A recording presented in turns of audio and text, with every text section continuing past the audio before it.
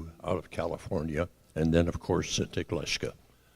And from the beginning, Sinte Gleska was the lead of the entire AHEC, American Indian Higher Education Consortium movement. There are now 37 colleges in the United States and one in Canada that are members of AHEC. Lionel and I went to New Zealand together, not to Australia, but to their neighbors. He had just lost his son. I was actually a replacement for my brother-in-law, Jack Barton, who worked with the tribes and the colleges. So during the 2 weeks we spent in New Zealand, it was wonderful. They had ceremonies for us, for our lost ones, very touching. And it just goes back a long, long time, the spirituality of the Maori people, spirituality of the Wiradjuri people is all too common. And this start today with the spirituality is where it's all at. But Ted, before I turn the introductions over to Lynette, I want to bring forward our former district governor of Rotary, so she can tell you that Rotary is not just a garden tool, it's an international movement. And then I also want to have the chair of our Omniche committee come forward and say a few words. Then we'll go to introductions. So Ina Winter. Ina was on a blitz tour with Michael Milston, the governor that is sponsoring them from Australia. This was, I think, 5 years ago, pre-COVID. And we came through in 3 days what we're doing in a week, through Rapid City, through Pine Ridge, through here, Rosebud, on to Yankton, and then on to Sioux Falls. This group will be going to all the reservations except Sisseton and Wahpeton, because we just couldn't squeeze it in geographically. They'll meet all the tribal presidents along the way, and we have 10 Rotary clubs that are hosting them en route. So that's kind of the overview of what this leg of the program is. And then in reverse, we will be sending 5 Lakota, Dakota, and Nakota back to Australia to be reverse hosted by our guests next year.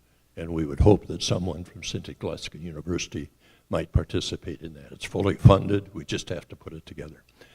But without further ado, our past governor of District 5610, and she'll tell you what that's all about, Ina Winter.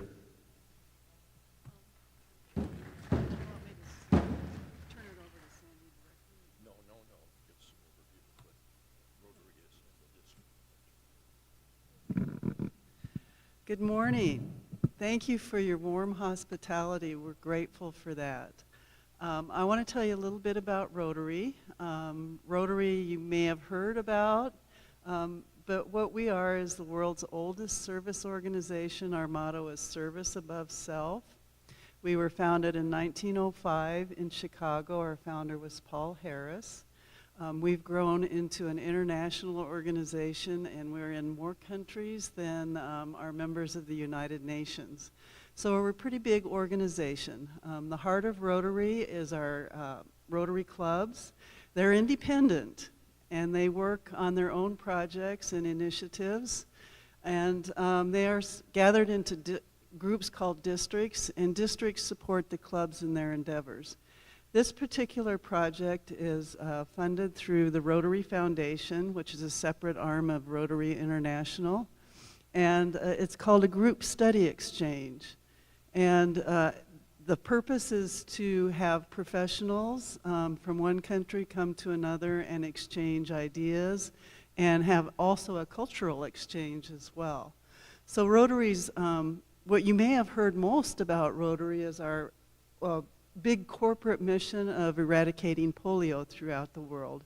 And I want to brag a little bit about that, because when we started that initiative in 1988, there were over 350,000 cases of polio worldwide, and these were the known cases that were counted. And if you know, polio is a horrible, horrible, horrible disease.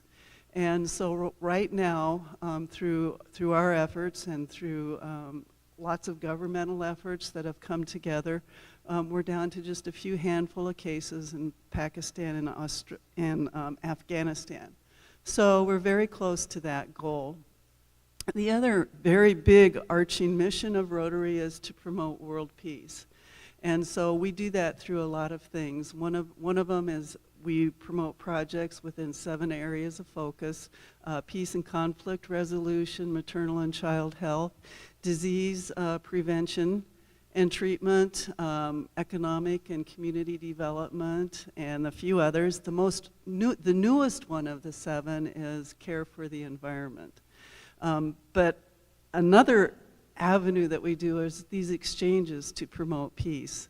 And so that's what we're doing with this exchange, and we believe it is the first Indigenous exchange that Rotary has done throughout the world. And so we do welcome you. If you have any questions about Rotary, you can see me at any time during the day. I looked at your agenda, and it just looks fabulous, and it looks like it will perfectly match our objectives for this effort that we are doing. And thank you again so much for your hospitality. Sandy? Let me give a little background. We've long tried, a handful of us within Rotary, to reach out to our fellow Native American brothers and sisters. And about now 10 years ago, we had a Rotarian who was a member of the Oglala tribe, who was also a lifelong Rotarian in our Rapid City Club. And this district then sponsored what was called the Omniche Multicultural Satellite Club. It was a satellite of our Rapid City Club. That built up to about 14 members. We did some very good small projects over about 5 years. But then when Kibi Kanti, the founder of that, had to leave for a new assignment, it kind of fell apart. And we've been trying ever since to recreate that connection. So quite frankly, this trip is an effort to start reconnecting our Rotary clubs here in South Dakota with our neighbors next door. For example, we're being hosted last night in winter and again tonight. And you're only 40 miles away, but sometimes it seems like it's worlds away. So we want to continue to encourage outreach from the Rotarians to Indian country and vice versa, from you all back to us. We can become a wonderful resource for support of volunteers, funding, but it takes a lot of time and effort. And what has happened since our small satellite club went south is we've worked hard with Rotary International, and there now is a new concept called the Rotary Community Corps. And these are community leaders who are not Rotarians, but form a very direct link to us so we can better support. And Sandy Whiteshield is now chairman of our Omniche committee of our Rapid City Club, and she can tell you a little bit more about our future, our current and our future efforts. Sandy Whiteshield, and she's actually from here.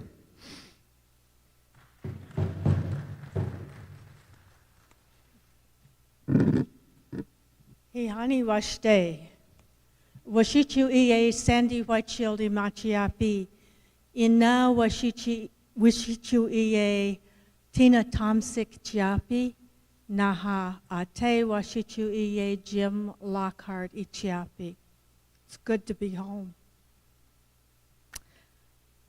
So when Tom came to me and asked if I would be interested in joining Rotary and becoming the liaison between Rotary and the Omniche members, I had to think about that a while, and because there was no one that looked like me in Rotary. But then I decided that that's exactly why I should be a member. So I became a member of Rotary, and since then we have been striving to reestablish the Omniche Club. It's my hope that we can establish connections with the Native community in Rapid City, in Pine Ridge, and in Rosebud, and bring about projects that wouldn't ordinarily happen. There is one project in Rapid City that will recognize the children who died when they were in boarding school there. And I hope that we can accomplish that. It needs to happen. I'm always seeking people who want to join us. It's not a hard organization to join. We're kind of loose about how we do things. It's my job to bring the projects that are presented to us to Rotary, to have our Rotary members understand how important those projects are to the Native community, and then to bring them to fruition by applying for grants and funding and on-the-ground help to bring those projects to the fore. So if anyone from home here has ideas about how we might help in the community here or for our relatives in Rapid City, you can get a hold of me and we'll start talks and go forward with that. So you all have a good day, and thank you so much for hosting our friends.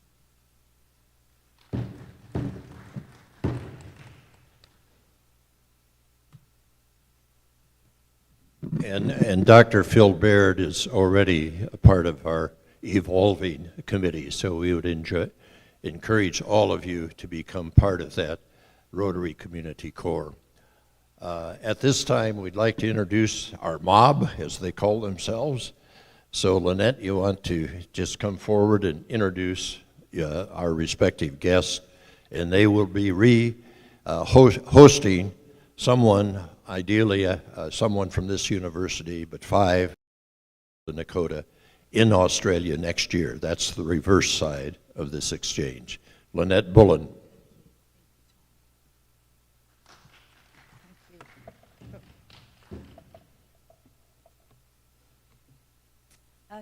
Thank you very much, and thank you very much for the warm welcome that we've received so far. We really appreciate it. But before we start, I'd like to ask for Micka to come up and acknowledge that we're meeting on traditional land today. Thanks,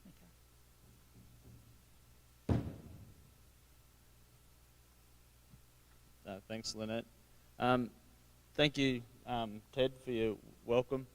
Thank you, Uncle, was it Richard, that invited us and welcomed us onto country today. As part of our culture, it's really important that we show Yinjamara, which is a Wiradjuri word for respect. It's probably the most important word in our culture around our philosophy, and how we do that is by acknowledging that we're off country. And gee, we're off country today. We're how many thousand miles away from home, but gee, we've been made feel really welcome into your country and into the respective communities that we've had. And thank you, brothers, to that welcomed us through song. Obviously, that's a really synonymous part of our culture is song and dance. So hearing you guys play made me feel really at home. So Mandangul, which is Wiradjuri for thank you, in the language of the Wiradjuri people, the people of the Three Rivers. Yinagalang gabi bangbo yuandu mako Newman, Jirmadilnya bado Wiradjuri, Murga nyadi in the Mali Wiradjuri mujigangbo yanibu daindu. Nyati in the Marabu mujigango nurumbandigwan in a yirdu, Mandangul, which in English means, ladies and gentlemen, my name is Michael Newman. I'm proud to be a Wiradjuri. First, we need to pay our respects to our elders of the Wiradjuri people, but we also want to extend that respect to the elders and members of other nations here today. Thank you very much for having us, and really looking forward to today. Mandangul.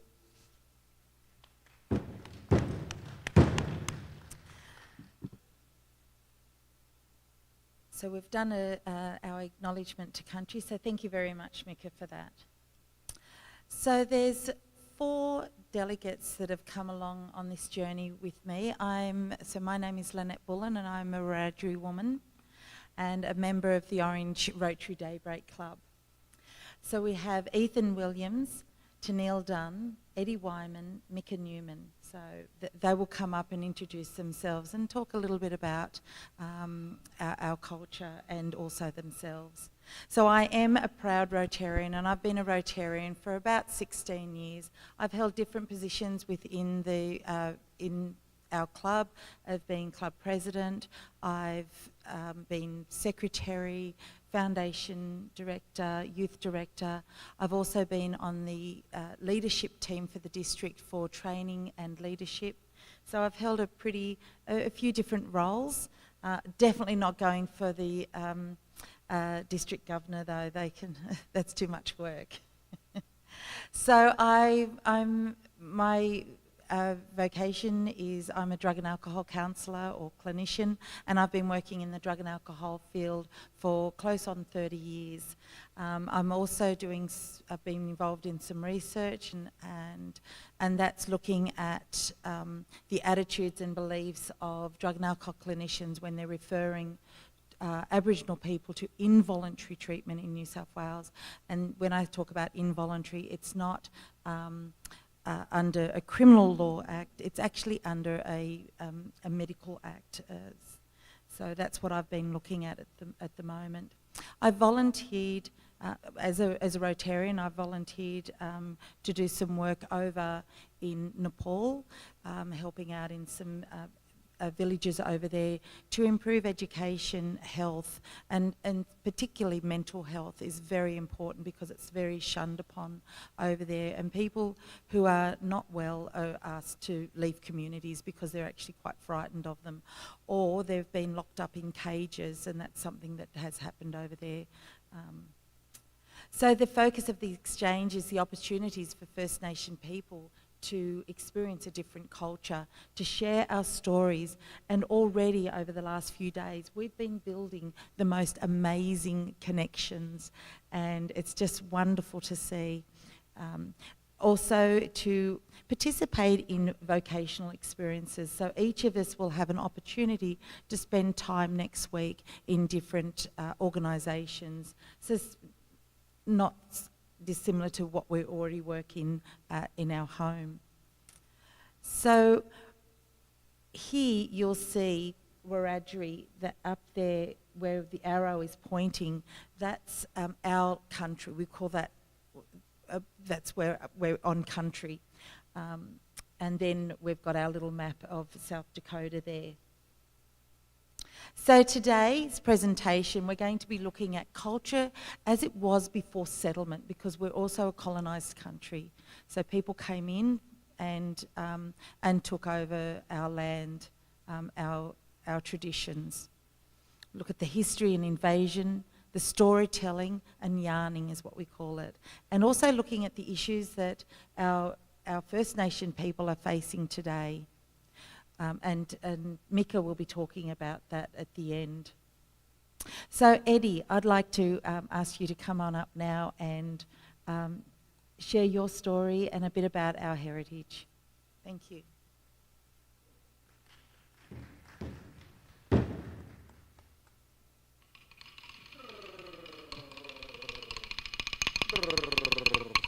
Hey.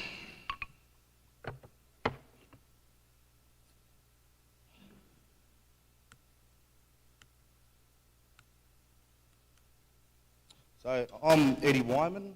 I'm a Wiradjuri man, proud Wiradjuri man from New South Wales in Australia. I'm from a town called Wagga Wagga. My background, that's my mother's lineage. So obviously Wiradjuri, we follow our mother's line. My father's a Yorta Yorta man. And then his father and his mother, they're Yorta Yorta, Wamba Wamba, Barapa Barapa, Jarjarong, Chanarong and Wurundjeri. So that's all my bloodlines that run along one of the major rivers.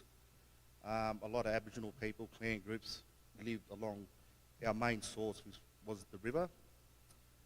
I'm a father of 4 beautiful children. My eldest is Janika, she's 13 years old.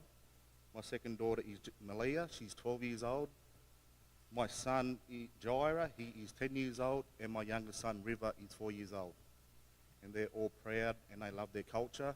They love learning their culture and being involved in their culture, so I pass down a lot of the teachings that I've been taught from my family, my great uncles, my grandfather, my great-grandfather, and I'm teaching them. So as I was talking about our lineage, we have a strong line, so when we learn, we get taught a lot of things from a very young age. So our culture is basically our first education tool, and then the education that we teach and get taught in schools is our second education. So we're fortunate enough to have two types of education, and that's something that can't be taught by, with non-Aboriginal people. Our community structure. So when it comes to our community structure, we come from different clans. So where I'm from, Wagga Wagga, is a resettlement area. So there's a lot of Aboriginal clan groups that have resettled there. So there's not only is there Wiradjuri, but you've got Eora people from up Sydney and all different areas that have been there since the late 1970s. So we get taught a lot of their culture and we get along really well like that. Our elders are our main focus. We respect our elders. We got to ask them for permission with everything we do. We got to sit, listen, and be open-minded and pay them injamara, which is respect. If we don't respect our elders, we can be punished in many ways. Still to this day, if I don't respect my mother or my grandfather or my grandparents in any way, I can get a good flogging from my brothers and my uncles, which still happen to this day. But yeah, our elders play a pivotal role, as Micka was saying earlier. We pay so much respect to our elders, our past elders, our current elders, and our emerging elders. And they play a big role in our community structure, especially when it comes to our culture, basically everyday living. So if we muck up, we got to face our elders in certain aspects of our life, everyday life, especially when it comes to our personal lives. If we've got something wrong or anything, we go to our elders to ask for advice and knowledge and to give us that encouragement of what we are looking for and that we need. And when it comes to men's and women's business, we have separate businesses. So men's business is totally different to, we get taught a lot of things from a very young age, especially when it comes to men's business. These type of teachings that we learn, we can't show anybody else.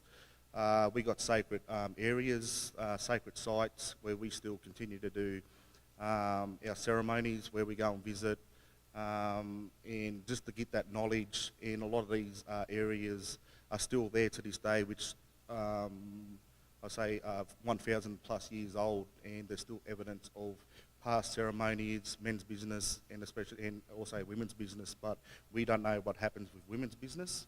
That's women's only, and it's the same as us. I've been involved in sacred men's business from a very young age. I've been to places where I didn't know existed. I still visit those places today. And when I talk about my past elders, I go there and I basically meditate, and they talk to me and lead me and guide me and still give me advice to this day. Law versus law. So obviously we've got the white law that we follow, that we still abide by to this day. We live by that. But we also got Aboriginal law, which is LORE. Now with this law, there still is law season for Aboriginal people all over Australia. And law season runs for about 3 to 4 months over a certain time. I have been involved in law season in the past as a teenager coming through. The last time I was involved with law was when my father had taken me to I guess, learn what it's all about. That was part of my culture as well. And there's great dealings that happened there. The time I went there, there was, instead of this man going to prison, they gave him punishment of his own, where he had to banish from the community. And we have not heard from him or that person. I haven't seen him for many, many years, but he's still safe and alive and well, obviously. But yeah. So kinship. So when it comes to kinship, we've got our parents, our mother and father, but their siblings, their brothers and sisters, they're also our aunties and uncles, but they're also our mothers and fathers as well. So if if our parents don't discipline us, our aunties and uncles discipline us as well. So we got to treat them the same way as we treat our parents. And as well as kinship, it's obviously our grandparents as well. In a family environment or family setting, our family is consistent of our parents, our siblings, our aunties, our uncles, not only our first cousins, but second cousins, third cousins, and fourth cousins, and that's our family. Obviously, I'm related to this mob here, so they're my cousins as well. But our kinship structure, it's beyond just your typical family, where it's just, as I said, your parents and your sisters and so on. When we go with Koori and Murray, so obviously we're known as Aboriginal, and we come from our clan groups, our tribes, which is we're obviously Wiradjuri. But in New South Wales and Victoria, we're also known as Kooris. In Queensland, they are Murrays. South Australia, they're Noongas, Nungans. Western Australia, Noongas, and so on and so on. So when I go and travel in Australia, people always ask me, where are you from? I'm from Wagga, I'm a Koori from New South Wales. Then it goes on from there, my family is Whymans, so on and so on. And with that, that's how we connect the dots. Oh, do you know this mob? Yeah, that's my cousin, even though they're my fourth cousin. But obviously, they might be related to that person. And then we say, you're our cousin as well. So that's how our family structure is basically set out as well. With protocol and welcome acknowledgement and ceremonies, obviously Micka did a traditional acknowledgement. I guess in the next 10 years he'd be classed as an elder, and when that happens he would be, instead of doing an acknowledgement of country, he'd be doing a welcome to country, where he's welcoming people onto his tribal land. And that's a generation, and it's a process of becoming an adult, becoming an elder in your community. And obviously I wouldn't be calling him Micka, I'd be calling him Uncle Micka. So that's how the part of respect comes into it too. So when I look at you all today, I see the elders, they're my aunties and uncles, and everybody else, these are all my brothers and sisters. Our song lines. So our song lines, when I explained my tribal links, my nation links, country links, with my father being Yordi, Order, Wamba, Wamba, Barraba, Barraba, they're all my song lines as well as my bloodlines. But when we talk about our song lines, obviously everything that is to do with Aboriginal culture, there's always a song interpreted to it. So when I did that welcome, when I come up clapping the sticks, that's just me coming, that's basically a song line from me walking from there to here. And that's my little song line that I do when I'm about to come or walk somewhere. Song lines also, how can I say, it identifies objects, ceremonial grounds, bora grounds, trees, rocks, plants, and so on and so on. So every little object, there's a song that is connected to it. And that's how our song lines come into place. So if we obviously here right now, and we would have a song, if there's a water hole or something close by, there will be a song attached to that there. And we can sing our way there, and that's how we know when we're singing about a particular rock or a particular tree or something like that, that song line is our guidance to that water hole. Our dreaming. So our culture is based on the dream time.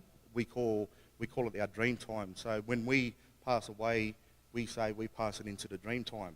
And that's where we're continuing living as a culture and continuing our culture, obviously our culture. When it comes to funerals and everything like that, I could be living anywhere in Australia, but I have to be buried back on my country, back in Wagga Wagga in Wiradjuri country.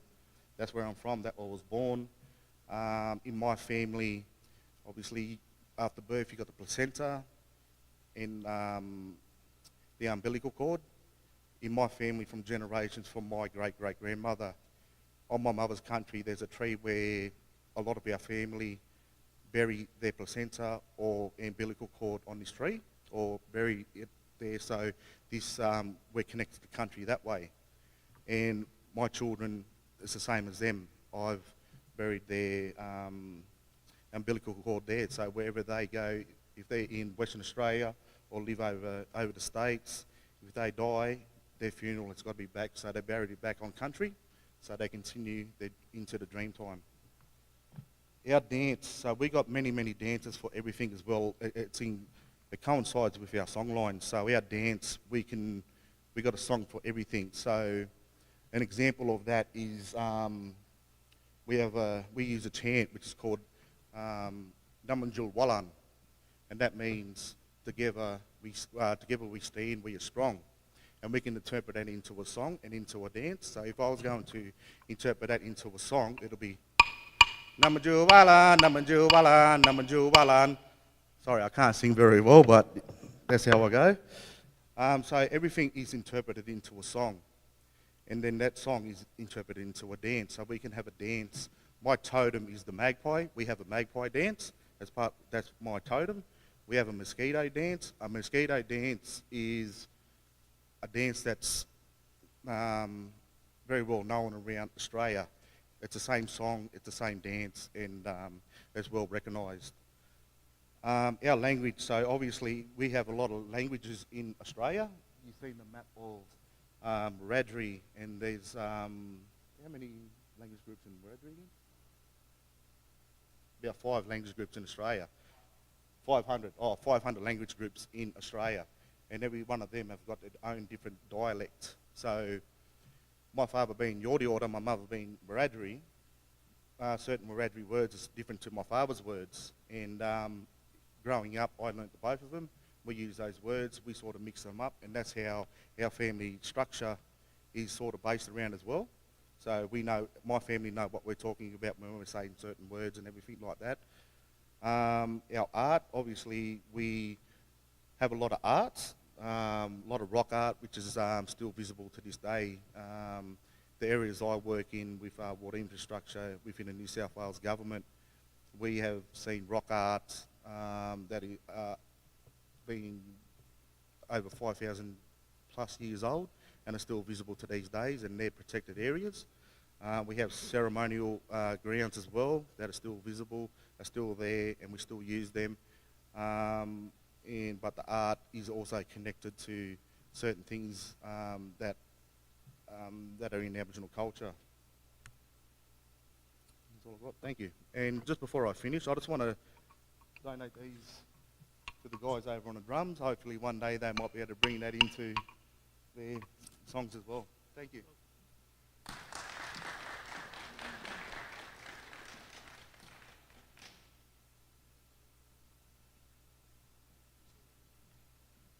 Thanks very much, Eddie. That's wonderful. I'd like to now call upon Ethan Williams to do his presentation. Thanks, Ethan. If you need your notes, there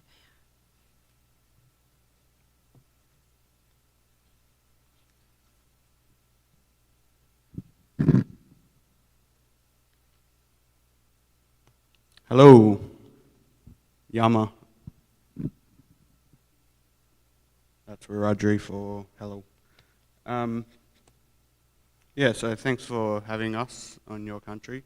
Or our word for lands or homelands is country, so if you didn't pick that up so far. Yeah, we're very privileged to be here, and we've been here for about 4 days. I think we're still recovering from jet lag a little bit, but we're soldiering on. It's been long days, and but it's been awesome. We've been soaking up as much as we can. So yeah, my name's Ethan Williams. I'm a Wiradjuri person of the Lachlan and the Murrumbidgee rivers, or our traditional name is Galliar and Murrumbidgee. Wiradjuri are known as the people of the 3 rivers, as we touched on earlier. So I'm also Nyampa, Parkinji and Bangarang, which are other language groups around New South Wales. So I work as,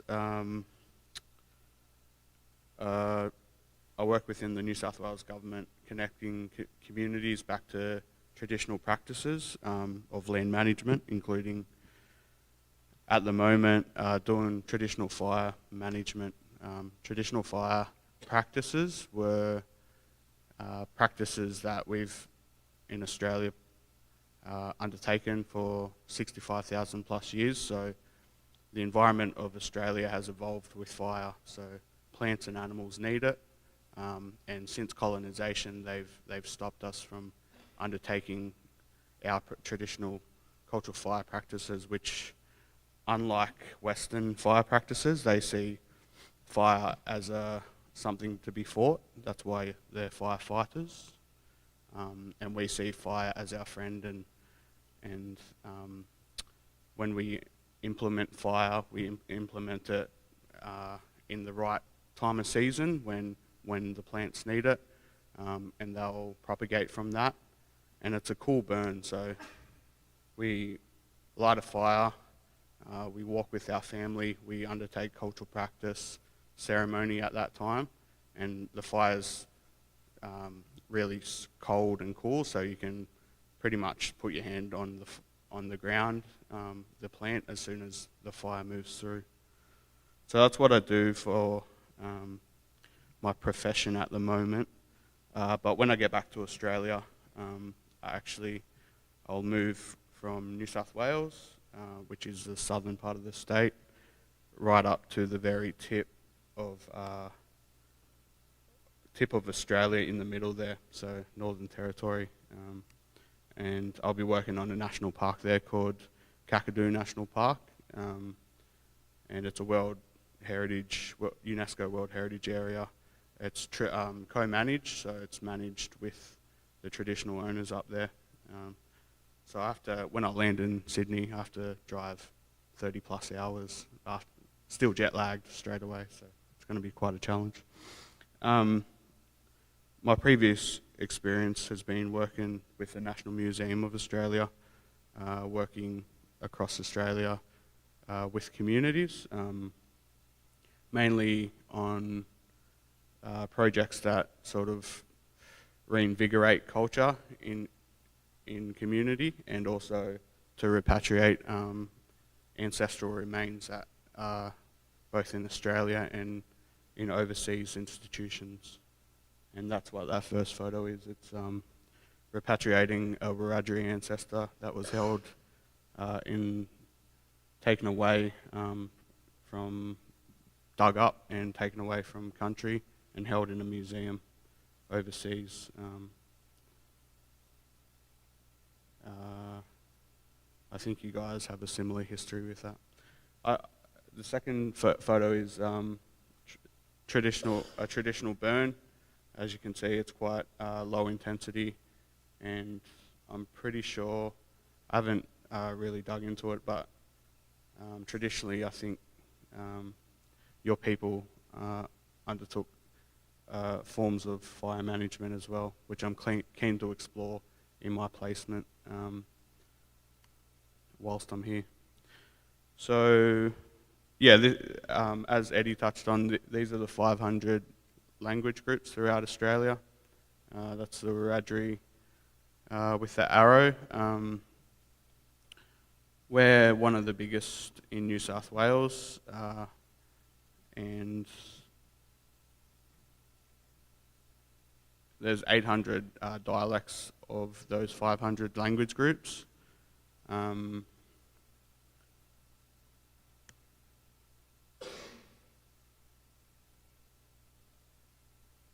So these are just some photos of cultural fire as well. In the middle is a carved tree of a fellow called Newman, who was an important Wiradjuri man. And yeah, we did art into the bark of trees as well, like that, to recognise important burials or important ceremonial places.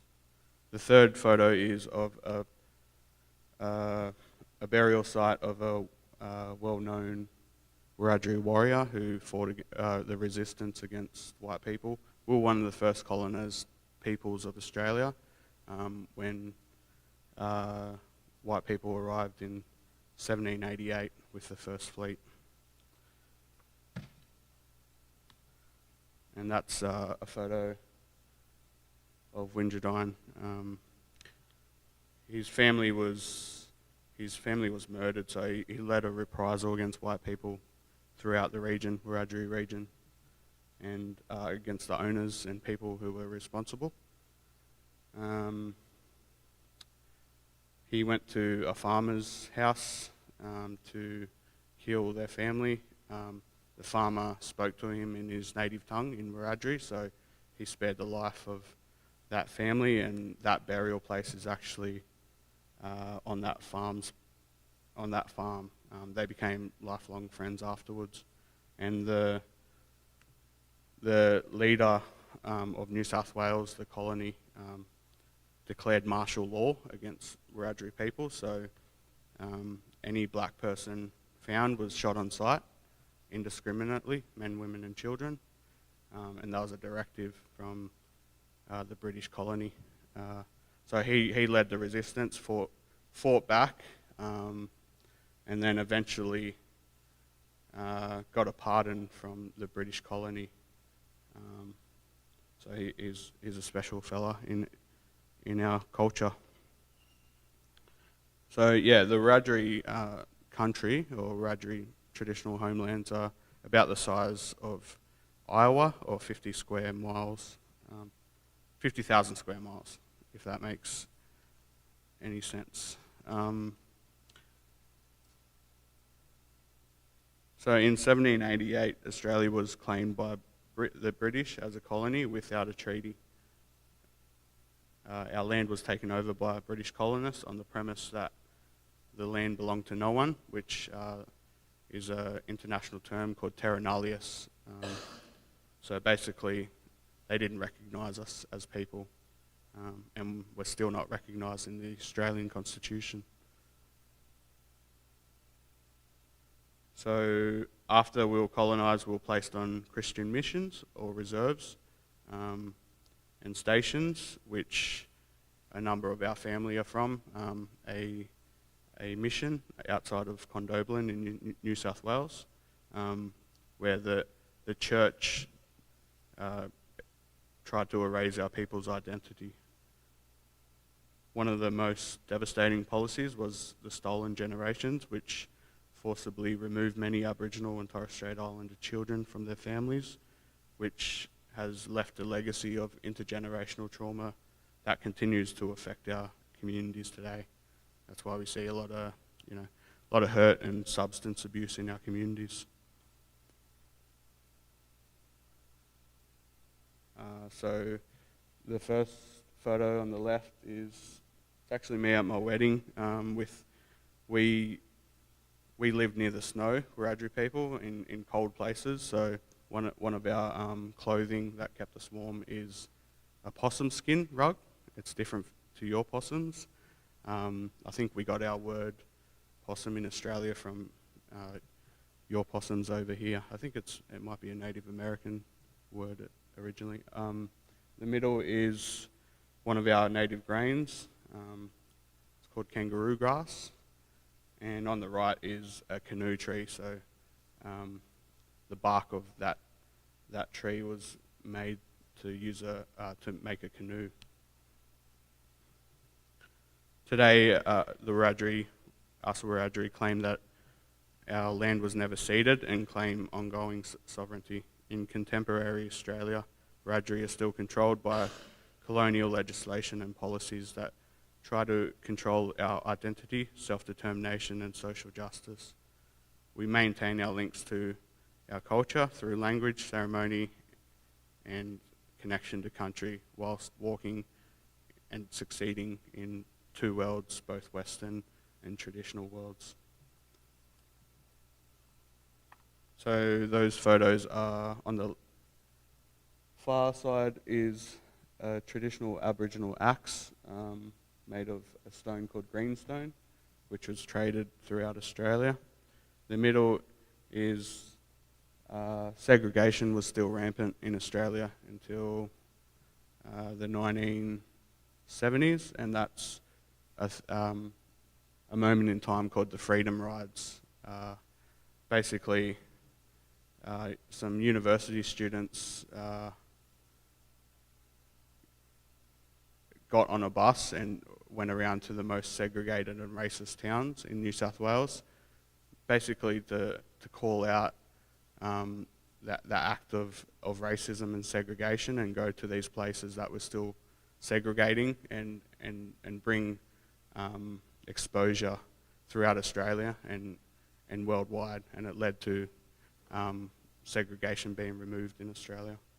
And that's an emu egg, one of our traditional foods. If you don't know what an emu is, it's a big flightless bird. That's me.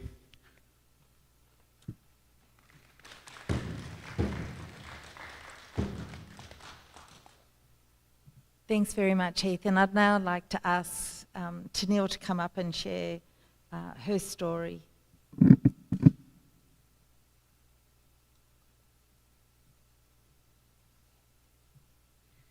Good morning, everybody. It's great to be over here. This is 4 years in the making, so we actually can't believe we're here. So, and everyone's been so welcoming. My name is Tennille Dunn. I'm from a tiny little town in the centre of New South Wales called Condobolin. We all shorten it down to Condo.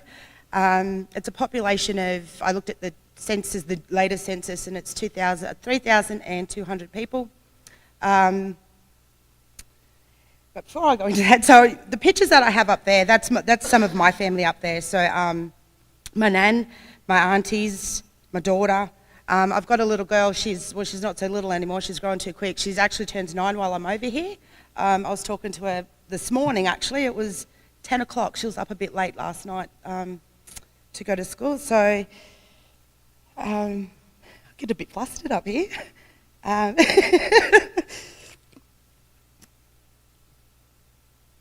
So yeah, growing up in Condo, like we don't have a lot of employment opportunities, so you kind of take whatever is going at the time. So I've got a bit of a coloured employment past out there.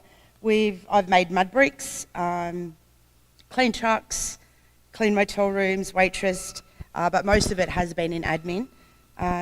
When I applied to come over here for this cultural exchange, I was actually a cultural tourism officer for a Aboriginal corporation called Wiradjuri Condobolin Corporation. Since then, I've ventured on into working with a government organisation, and it's called TAFE. It stands for Technical and Further Education. So it's I feel really privileged in my community to sit in a position and help Aboriginal people welcome education and not be scared of it, and provide culturally appropriate places for them to come and study and help them with their pathways, study pathways.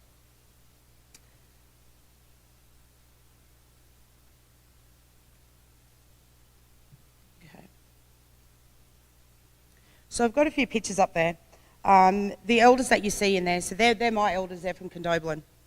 So as I just told you, the population was 3,185. It's got an Aboriginal population of 691. I think it's higher than that, but because of our history, our people's history, there's still no trust in the government. So I kind of think they didn't fill the census out correctly. And a bit worried about giving out information. So as Ethan mentioned before about the mission at Condobolin, it's Willow Bend mission. So we have 2 Aboriginal settlements out there. We have the mission and also the Muri. So my family grew up on the Muri, and that's a couple of elders standing on the country out the Muri at the moment.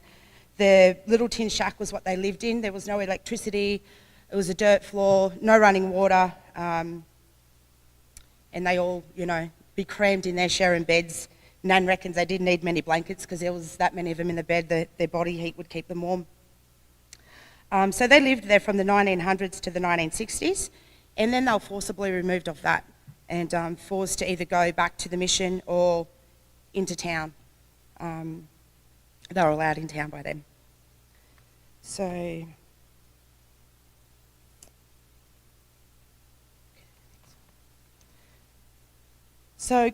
in Condo, I see basketball is a really big sport over here. We actually have rugby league.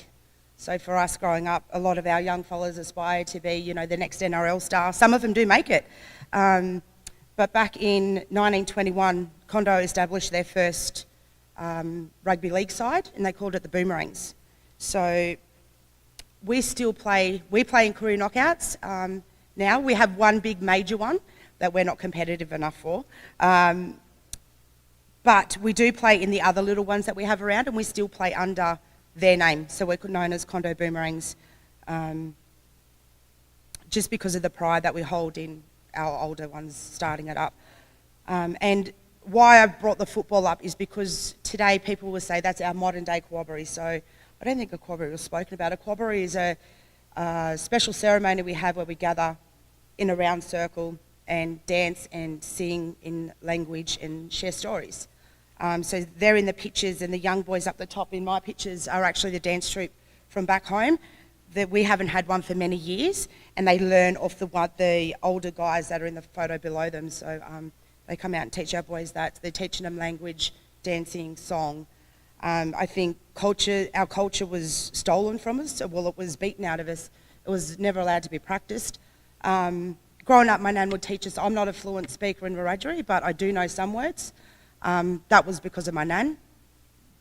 And they would get punished severely for practicing language, dance in their ceremonies. So a lot of young people are lost today because of it. We find that it's coming back strong, but we learn off a lot of different people. Like Eddie's got a lot of cultural history, so Eddie would be a wealth of knowledge for young people growing up now that don't have family that could pass that kind of history down. So one of the guys mentioned before walking in two worlds. That's how we feel out there. We walk in our culture, but we also have to abide by, get up and go to work, pay our bills, do, I suppose, what society expects us to do and to be able to cope in it. We've got language programs that are coming back strong in our schools. My daughter comes home telling me words in Wiradjuri and songs and stuff like that. It's taken a long time to get it, but it's there.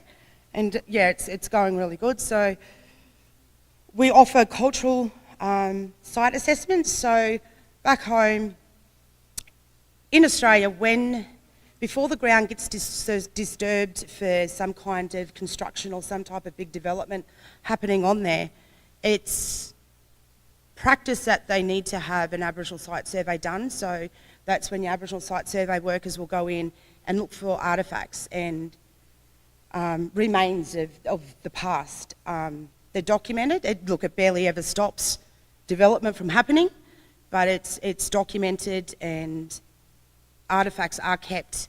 So like our mine sites, we've got 2 mine sites out our area. One affects one of our most important sites. It's called Lake Cow. It was a meeting place for a lot of different family groups in Wiradjuri, and they're mining gold on it. So there is a partnership with one of the Aboriginal organisations out there to make sure that all of those artefacts go back at the end of the mining lease, and that the place is rejuvenated, and they say left better than what they found it, but that's never going to happen. So that's stuff that happens over there. And because of the racism, I suppose, that our people face in everyday life, especially when we're applying for jobs, we have this thing called identified jobs, which evens the board for us, the playing field. When we apply for positions, we still have to have the same education or the same objectives that they're looking for. But if they're identified and you're not Aboriginal, then you can't apply for it. And to do that, so we obviously all identify, but we also need we call it a confirmation of Aboriginality. So we go to one of our Aboriginal organisations and we apply for one. So there are actually three components we have to meet. One is that we come from Aboriginal descent, so our family tree. The second is that we identify in community, that we let people know that we're Aboriginal. The third one is that community sees us as being Aboriginal. So if you meet all those three, which is not hard, you will get a piece of paper confirming that with a common seal, and that's what we need to provide when we apply for these jobs, so, for housing, for sometimes education, to get the free education. Without Aboriginal enterprises out there, it's growing strong. We don't have a place, we don't have an Aboriginal college or an Aboriginal school for us, but we do mainstream. But I suppose what makes it's getting better at is those identified positions and having Aboriginal teams within the mainstream organisations to actually wrap around us and help everybody get through it. And, you know, there's still a struggle, but hopefully we can go back and start, you know, our own Aboriginal college one day. I don't have it in the slide, but I just wanted to mention, like the guys mentioned, stolen generation and how that impacted, you know, our people. And, you know, we were lucky to grow up with grandmothers and aunties that are fighters. So we celebrate, there's a few celebrations through the year that Aboriginal people we can't wait for, we love. NAIDOC Week is one of them. It used to be a day, but now it's a whole week where we get to celebrate and showcase how deadly we all are and what we accomplish and achieve and what we contribute back to society. With the stolen generation, actually in May 26, 2014, our then Prime Minister, Kevin Rudd, actually stood in front of Parliament and made a national apology for stolen generation, which government would have never acknowledged before. So that was a big step, and we acknowledge that every year on the 26th of May. Reconciliation Day, that rolls along with NAIDOC Week. So NAIDOC Week is always celebrated the first week in July. Reconciliation Day is the day before, and that's just to, well, again, it's to celebrate how deadly we are, but it's also to share our culture and share cultures so, you know, we get to understand, when there's understanding there, we can relate to other people and what they've been through. So, yeah, so I think I'm at the end of mine. Thank you very much. Sorry, Micka.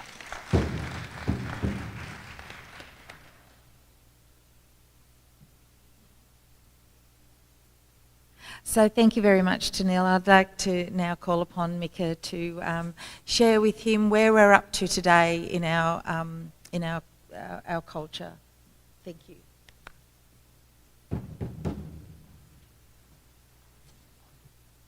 Hello again. So just a bit about myself. As cousin Tennille said, rugby league's a big element. It's been a big part of my life. I just retired in that photo. I look much younger, much shorter hair. That was a good couple of years ago, one of my last games of rugby league. I have a daughter, Marley. She's 12 going on 21. She's a bit of a handful. I'm teaching myself to play the guitar. I've been on the hunt for one since I got here to keep my fingers going. And I guess we were having a bit of a laugh over here when Tennille was presenting to you guys that when we say deadly, we don't mean that we'll actually kill you. When we say deadly, deadly means really good, like it's excellent. Like, so we say, gee, you're deadly. Deadly means excellent, very good. So we don't mean that we're violent, just to clarify that. And when we say mob, it means our people, family. So it's not like the mob, like the Sopranos or anything like that. It was very remiss of me before, and I want to apologise because Eddie touched on around our elders and how they're important to us. Auntie Sandy, she's spent time with us in a very short time. She's become one of our elders, someone that we love and respect just by sharing knowledge, really welcoming us and being a little touch point for us when we're off country, asking questions like, can we speak language in your spiritual land? So I'm sorry, Aunt, that I forgot about you. I was too busy trying to confirm names. Bit about myself. I'm 36. I'm a state government public servant since I was 19. So I've worked in child protection with the New South Wales Police back home. I've worked at TAFE where Tennille now works. I've worked with Aboriginal Affairs for 5 years in the public service. So I've had a fairly long career in Aboriginal service development, service delivery, and policy development across a number of areas. For the last 4 years, I've been the Chief Operations Officer at our Aboriginal Medical Service back home, which is around 120 staff. We're a primary and allied healthcare provider. We provide disability services. We're also in out-of-home care, so children that have been uplifted from their homes for safety reasons. We work with the children to make sure that they're still connected to their culture, country and community, and that they're well cared for by foster carers. And we also work with the family to try and address those issues, to have them positioned to have their kids back. And that's really important to me. That's where I kind of cut my teeth. And like all of us have kind of touched on around the stolen generation, it's something very, very significant and impactful to us as Aboriginal people. So that, a bit about myself. We're in a really interesting place in Australia at the moment. Some really unprecedented and exciting opportunities for us as not just Aboriginal people, but as a whole nation. I don't know if anyone's heard of the referendum that happened in 1967. That was a nationwide vote to enable Aboriginal people to vote. So the nation obviously voted yes to that referendum. We were able to vote, so that's not a long time ago if you really think about it. Really not long ago at all.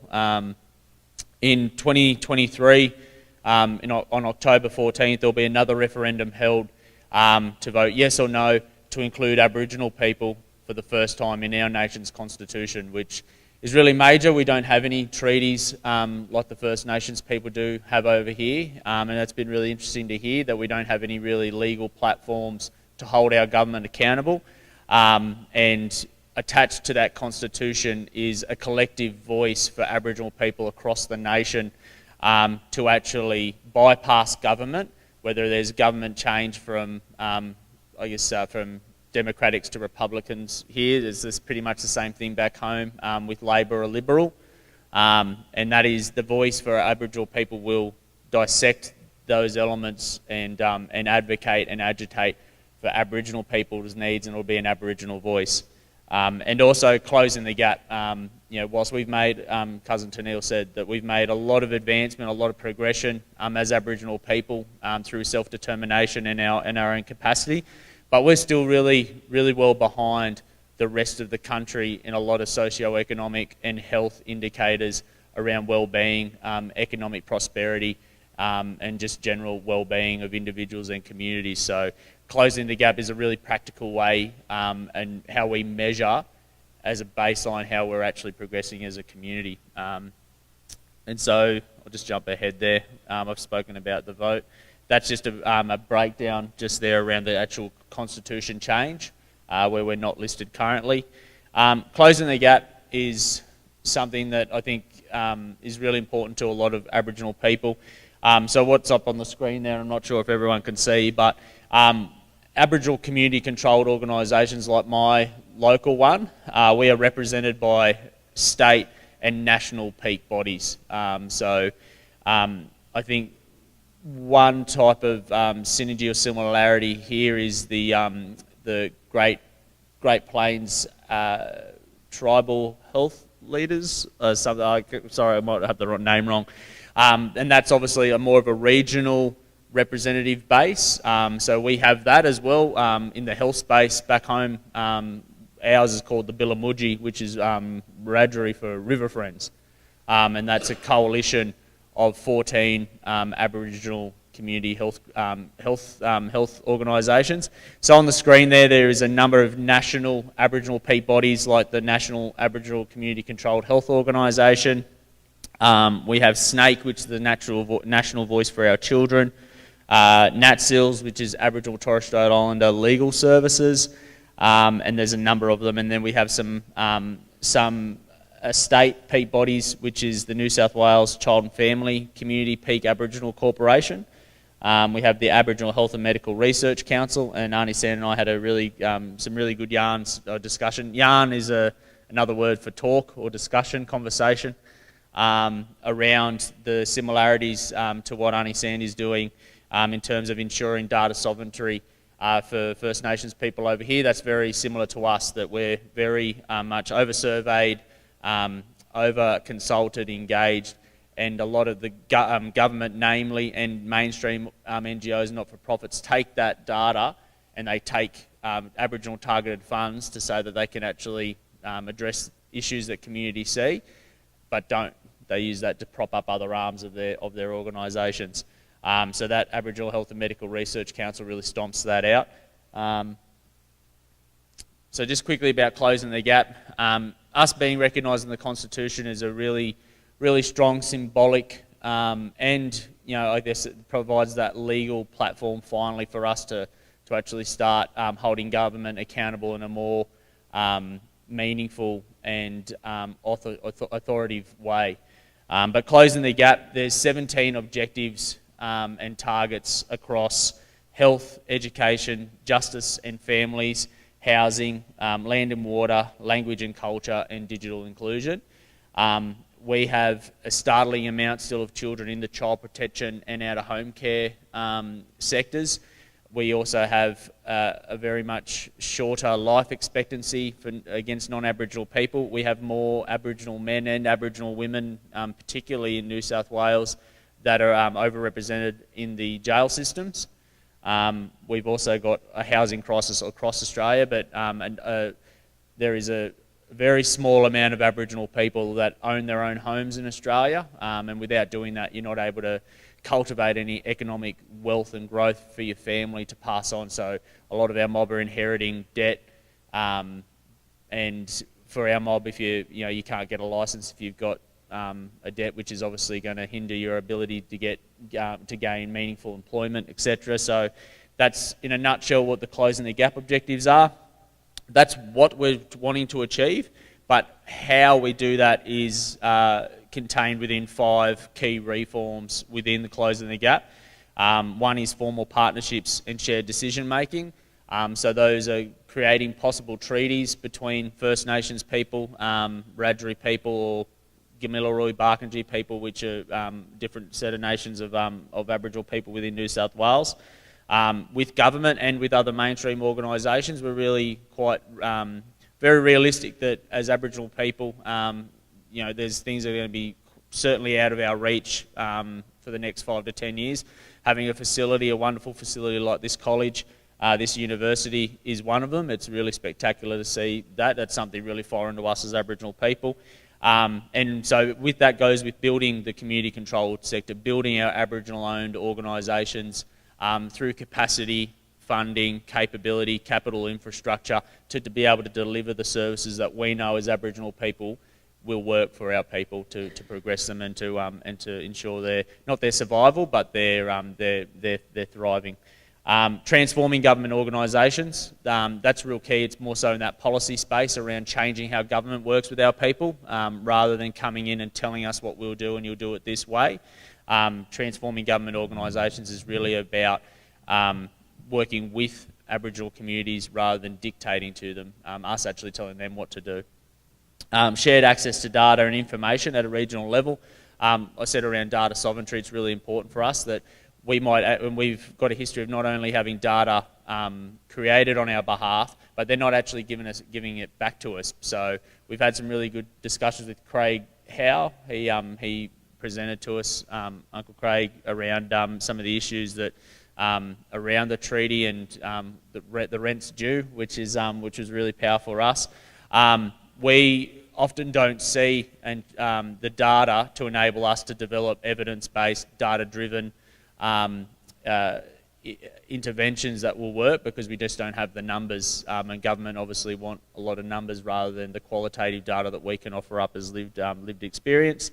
And economic prosperity, business growth and employment. And that's actually particular and specific to New South Wales. The other states didn't actually sign up for that one. We're seeing a lot of growth in the Aboriginal employment and economic development space. There's a lot of local tourism, domestic tourism. I think international tourism is actually pretty major for us, where we've got a lot of people from overseas, like the US citizens that come over and want to see First Nations culture from an Aboriginal standpoint. There's also a number of construction companies spread across New South Wales, and so it's great to see that we identify that as a priority and a key reform for us. We are running behind time, so I'll probably wrap up there to hand over to you, Mob. Sorry, we do like a good yarn, so we run on Koori time a lot where we run a bit late. So, Mundungur, thank you very much.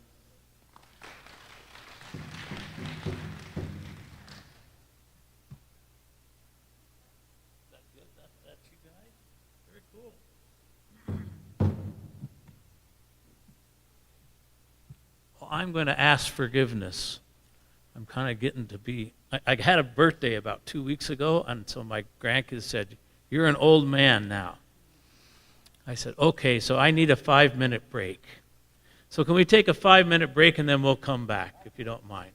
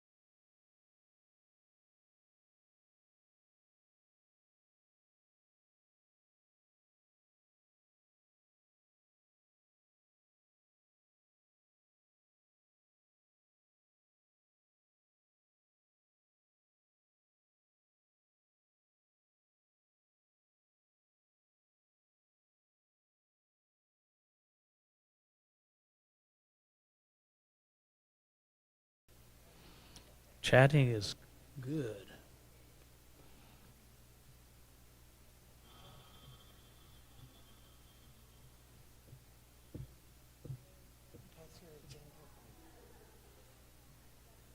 Well, according to this, we're going to do, Victor will talk.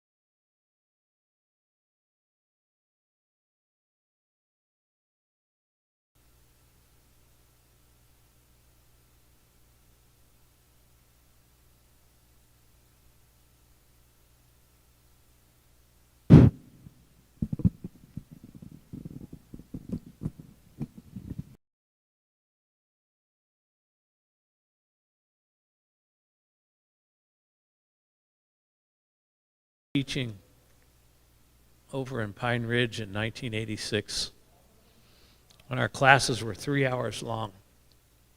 So we'd teach for 3 hours. So there was always a break in between. I'd say, we're going to take a 5-minute break. And since that time, 30-some years later, I've never had a 5-minute break. I'm still waiting for the 5-minute break. People say, can we have a 5-minute break? Never happens. We can get people back together if they can hear me in the other place.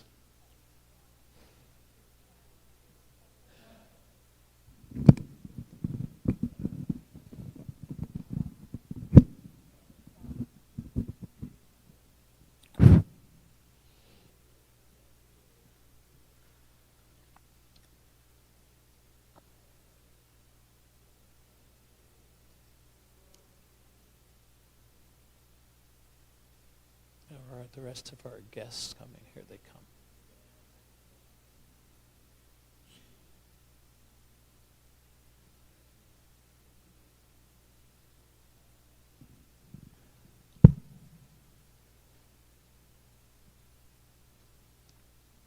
Are you the last one from back there, Cheryl? Okay, good.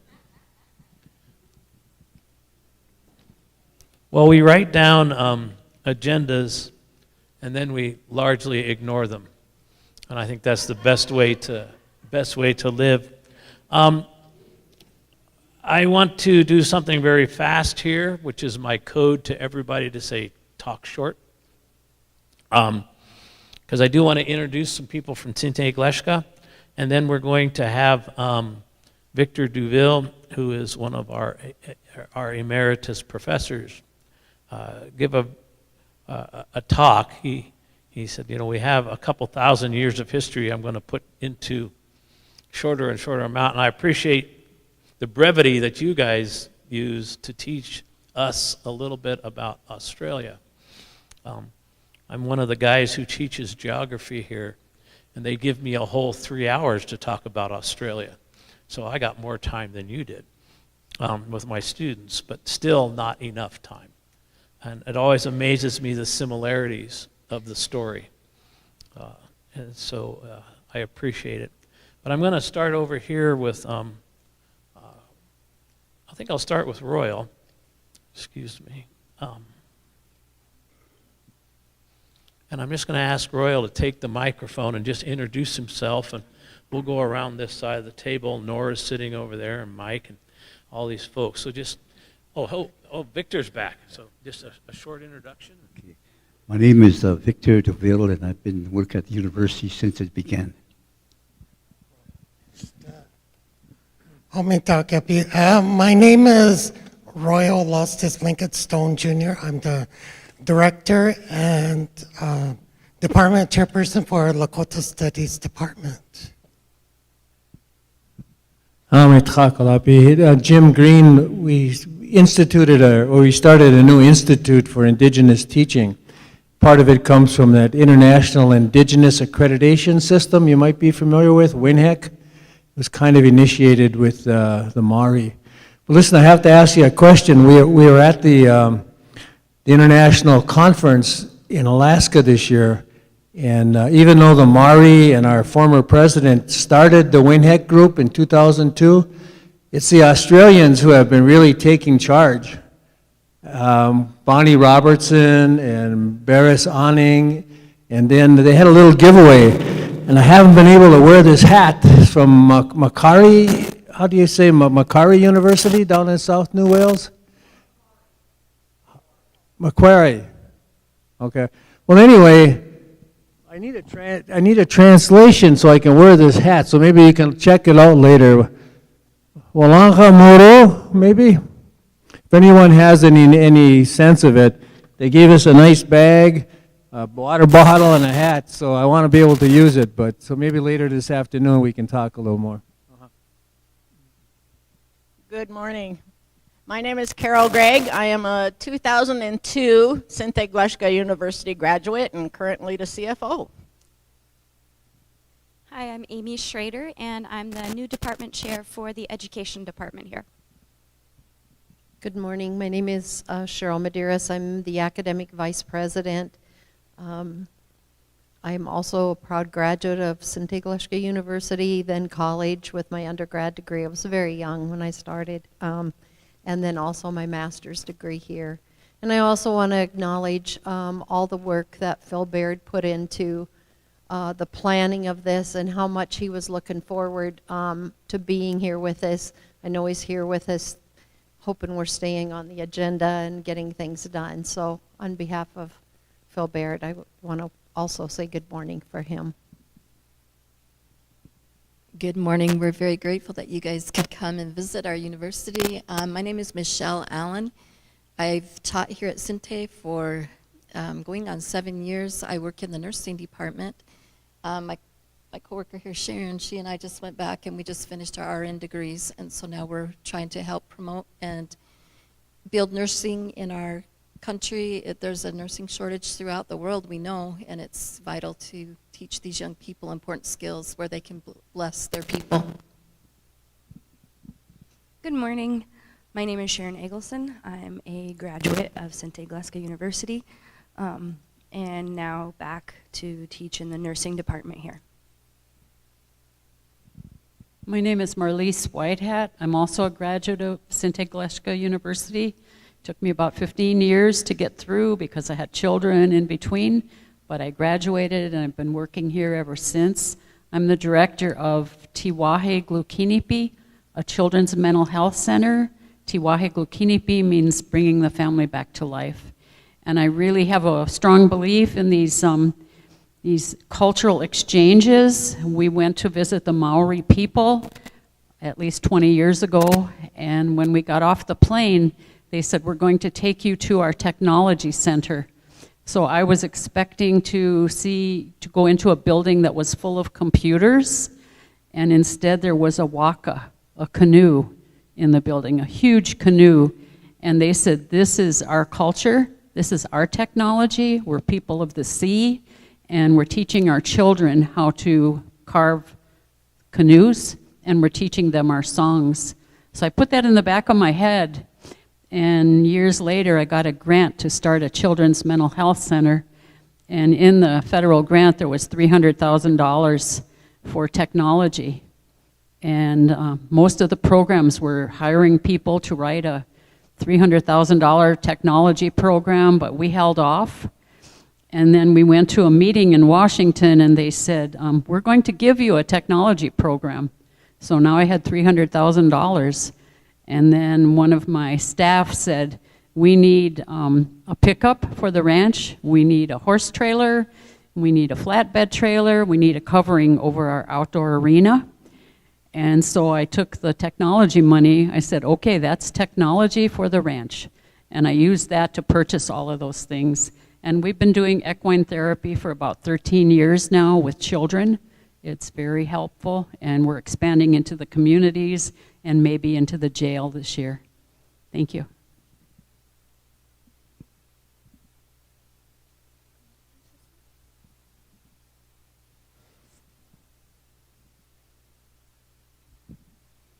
Good afternoon. It's a pleasure to meet you. My name is Nancy White LaPointe. I work for Marlisa's program as a wraparound care coordinator. Good morning and welcome to the Sichungu Oyate.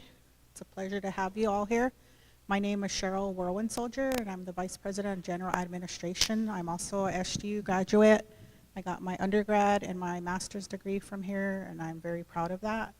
And I'm an enrolled member of the Rosebud Sioux Tribe, and I grew up here. So I'm really happy to be working here, and I hope you guys have a wonderful stay and you learn a lot about our people as well. Good morning, relatives from afar. Glad you're here. Thank you for visiting us. I'm Nora Antwine. I'm a former faculty here.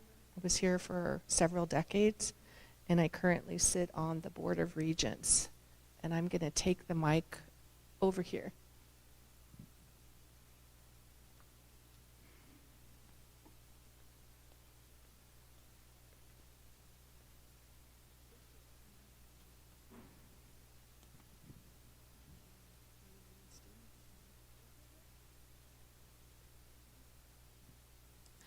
Hametakiapi, you hachante washte nape choose tapi, na dakowi charge ki makbia hede najui, na washichue, Krista White emachiapi, na miniwaka oyate ki emataha, na mahasani mahigana peji hota tapshkata okua, na michinchaki, michinkshi num, na michunkshi num, Wachiampi, Wachekiawi, Ampowi Chakpi, Naha Juliana. Na Sichangu Makoche, Mission Alwati. Na Sinte Gleska University, Wawashi Ichamu. Good morning, everybody. My name is Krista White. My Dakota name is She Comes from the Clouds. And I just introduced to you my husband and my children. We live here on the Sichangu land, Rosebud. And I currently am the administrative assistant to the president here at Sinte Gleska University. I've been here for 4 years, going on 5 years, and I'm currently seeking my degree in early childhood education and in Indigenous studies. I want to welcome everybody here to Sinte Gleska University, and thank you all for coming. Wopila. Hi, I'm Kelly, brings 3 white horses. I work at the museum. It's right across the street. I'm hoping you guys will get to come visit us while you're here. I'm director there, also museum curator. I'm a graduate of Sinte Gleska University. I graduated with a degree from the Art Institute. I also studied museum and education. Thanks for coming to visit us.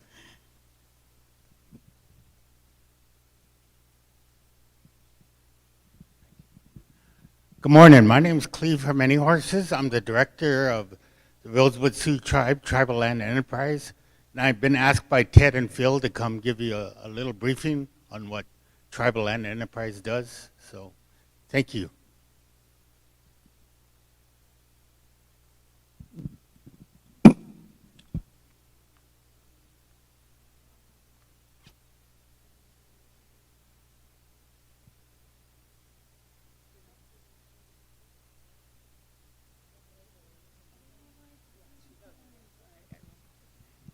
Good morning, everybody. My name is Jory Farmer. I'm from the nursing program as well as everybody else. These ladies are from the nursing program as well. Thank you guys for coming.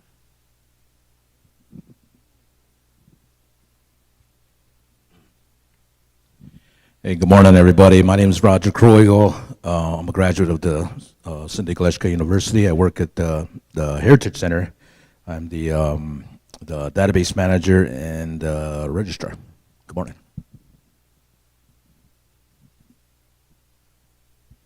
Good morning. My name is Felix Hawk. I'm a graduate from here, from Sinte, and I work at the maintenance for over 30 years.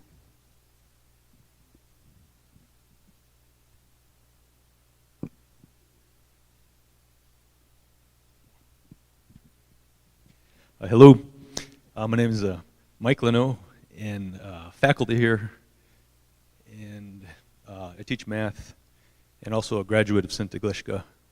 And when I saw on the website that you guys were coming, I thought back to my graduation from here. It was like right here, graduated, and at my graduation, the Maori people came down, and we had good exchange with them, and I got to have some good conversations with them, and I really like them. So I was excited to meet you guys when I saw it on there. I thought I looked forward to meeting them, and I had some conversations with you so far, a few of you, and yeah, you guys are great people, and I'm really happy to have met you today.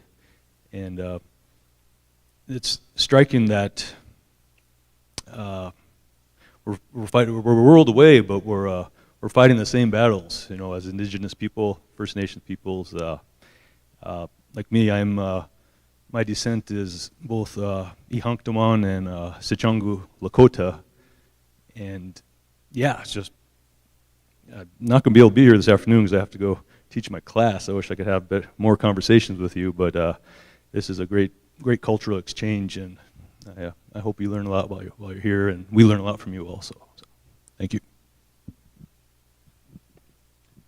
Hi, I'm Ned Day from the Art Institute here at Sinte Gleska University. It's a pleasure to hear you all speak. Good morning and welcome. My name is Dwayne Stenstrom. I'm a faculty member here at Sinte Gleska University, and I'm also a graduate. So, thank you.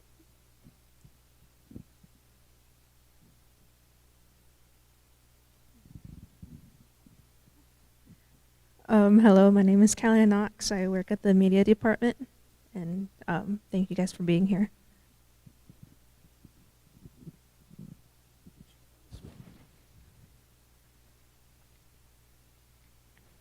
I think they've heard your name, so I'm going to keep going.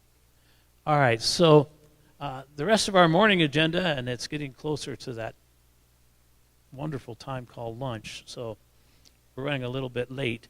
But our next piece on our agenda, I think, is to have Victor speak. So, Victor, if you can come up. He said, we're going to get 2,000 years of history in 15 minutes or 12 minutes or something like that. So hold on to your chairs. Be ready for this.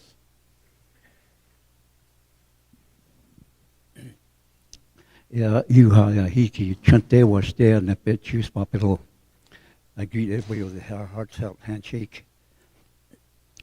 My name is Victor DeVille. I'm from the Sichangu Lakota tribe.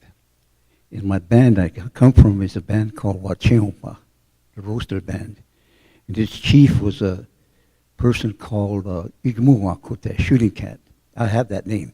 My family gave me that name years ago. So I'll be talking a little bit about history. Because of time restraints, I'm unable to present the PowerPoint of the history, but I'll take kind of things out of that to kind of tell you about our history. I'll talk about the history of the university, how it began, and now I'll be kind of talking about the history of our tribe. Our tribe is called Sichangu Lakota. And we call ourselves Lakota, but really not Sichangu as a whole, because that's the dialect that we speak. We were members of what they call Oceti Sakowin, the 7 council fires, that was formed around 1500 back east, along the coast of the eastern part of the United States on the seaboard. Our people originally came from Black Hills. We now have a firm date of when our people are in the Black Hills. We were there over 3,600 years ago. That date is pretty well confirmed. And our people start moving out of that area, going to Minnesota, and then migrating back to North Carolina, where the 7 council fires are formed. And then for a while, our tribe stayed in that area until they had warnings of something coming from the east, something that was evil. So the Confederacy strengthened itself. And in the sky, it told a story of something that was coming. We look up at the skies all the time to see our destiny. Apparently, it was probably the Halley's Comet that came. If you look at the history of South American tribes, whenever the comet of that nature came, it was the beginning of the end of their culture. So people migrated back out of North Carolina and went to Minnesota and back to the Black Hills where originally came from. Like I said, that date is confirmed because of how it was dated. Our people are sitting under the skies in the Black Hills looking up at the stars in the heavens. In the stars in heavens is where our tribe came from. There's a group of 8 stars that move around the sky. It's universal. All the people in the world see those. Those are 8 stars that form the legend stories of people who talked about star knowledge and other things. So these 8 stars that form a circle, and then inside that circle is an embryo, looks like it's coming out. That is our birth, where our people come from. We call that circle Wind Cave. Wichonie is our term for it. And our people came out there a long time ago, went through the gate. There's 2 stars, Capella, and another star is a gate where people came out from there and entered beneath the earth, into the wind cave and out. The person that came out of the cave and led our people was a leader called Tokahe, the first human. And he came out of the cave, he was tricked out of the cave by spiritual powers that were tricksters or Iktomi, banded other spirits in the heaven to try to get the humans out of the cave so they can play tricks on them and other things. So Tokahe came out and found he was tricked. But eventually the spiritual powers in heaven helped him recuperate, and he led our people out and formed the 7 council fires. So that is our beginning. And the wind cave that our people came from is the wind cave in the Black Hills. It's a cave that, it's one of the largest caves in the world, and our people went through there and came out onto the earth. So that is our story. So we came from the Black Hills around 3,600 years ago. And we confirmed that date by looking at these stars that come across the heavens. And our people are sitting underneath there looking up. So what we did is we took this this information to court one time because there was a struggle between the AIM members, which is the American Indian Movement, and they were going after the federal government for all the wrongs they did to our people. Eventually, that was formed, the AIM, and one day one of their members got killed. He was called Yellow Thunder. And so they tried to take the group and go to the center of Black Hills where they would practice culture. So the Park Service and the government allowed them 1 year lease to stay there, and then they would leave. When the year came up, they didn't want to go, so they took the government and the Black Hills Service to court. And they battled over the origins where our people came from. The United States federal system and the state of South Dakota relied on a historian from South Dakota that said our people came from the Black Hills in 1776. But we said we were there before then, and they said, prove it. Our oral stories say we came from that, but we couldn't use that in court because that's inadmissible in court. They wanted documents to support that. So AIM was trying to figure out what they found that this university was developed the star knowledge. And in there was a date that our people came out of the Black Hills. So how we put that together was that the Earth wobbles every 72 years. And that the degree of space these stars are in the sky was 50 degrees. So what you do is take 50 degrees and multiply it by 72. Then you get 3,600 years. And you subtract the date in 1984 when you made that determination where we came from. We came up 1616 BC. So the court got that story in our manuscript. They subpoenaed a manuscript, and there the judge said, that's true. We'll accept that date. So that is confirmation of our people being in the Black Hills 3,600 years ago. It was mind-boggling how our elders knew about that the Earth wobbled. And looked at the sky and saw these stars move back 1 degree every 72 years. The winter counts prove that. When you backdate the winter counts, you see the fixed stars that they were looking at moved. So they initially set the date. So that's the date we use 3,600 years ago that our people came from the Black Hills, migrated out west and came back again due to climate change.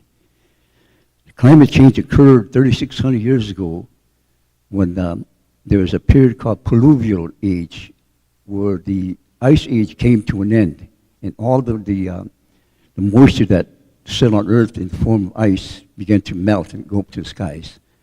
So the heavens are saturated. So there are continuous rain and floods. So our people could not survive in that system. So that is where our star knowledge came into being, and that we can appease the spiritual powers, not to punish us by unleashing these floods because we've done wrong to the earth or the environment. So we're able to do the star practice where we determined that everything above was sacred, everything below was mirrored. So we have this concept of the things are sacred above as below. So the star knowledge kicked in about that time, and the movement of the stars away from the Black Hills because of the wobble and the 1 degree movement backward. So eventually our people had to move from that area to North Carolina near the equator where the stars are more stable. And then when they began to realize that they were another harmful thing was coming from the east, which was the coming of the Europeans, that we decided to migrate out. And so 7 council fires were formed then. And then they went to Ohio Valley, Indiana, and Wisconsin. In Ohio Valley is where all the tribes crisscrossed as they migrated back and forth. And there's a serpentine mound there. It's about 3 miles long. It's an image of a snake. And that image of that snake was created so it could show when the eclipses came. So our people must have been there because on the pipes is some of the image of the snake. And those tribes, like the Wiradjuri band that joined our tribe, had that image, and they could cure snake bites. So as our people began to settle back, and they began to dominate about 60 million acres, an area larger than Texas, the state of Texas. And they're broken into 3 areas. The 3 divisions of the Oceti Sakowin. Our Oceti Sakowin members speak 3 dialects. We speak the L dialect, Lakota here. The Sinte in the Minnesota speak the Dakota. And those in the middle say Nakota. So our L speakers do not have D's in the alphabet. And the Sinte don't have L's in their dialect. So it's kind of strange talking to them. We often refer to them as baby talkers, and they refer the same thing back to us. So we had the 3 dialects that emerged, and the Lakota division, which is called a Titua, which means dwellers of the plains, were the smallest at that time, and now they're the largest. The total population of the Oceti Sakowin is nearly 170,000. They live in 16 reservations in South Dakota and 10 more reserves in Canada. We don't recognize the geographical differences. We still communicate with each other through our treaty councils. But again, our tribe is getting away from that. They're breaking up into smaller divisions because of the IRA government that was formed in 1936, when the government forced us to be able to create tribal governments. So there's 16 of them that are formed. And the desire of the government was to break our tribe, break the culture. So that is what happened. We have 16 members out there with their own reservations.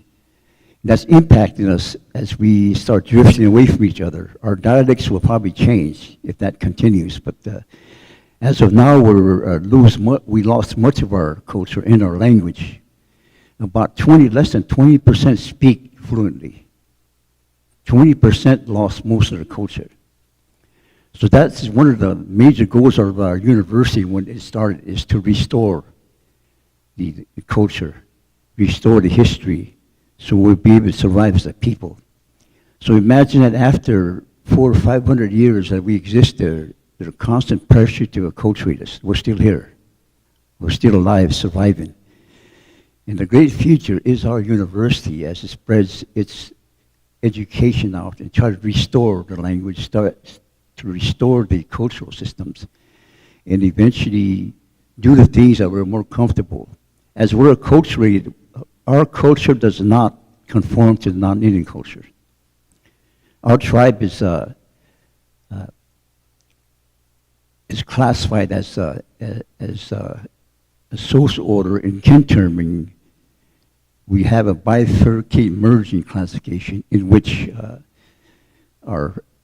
our fathers, brothers are referred to as our fathers, and their children, which are parallel because it's all lumped into as a family.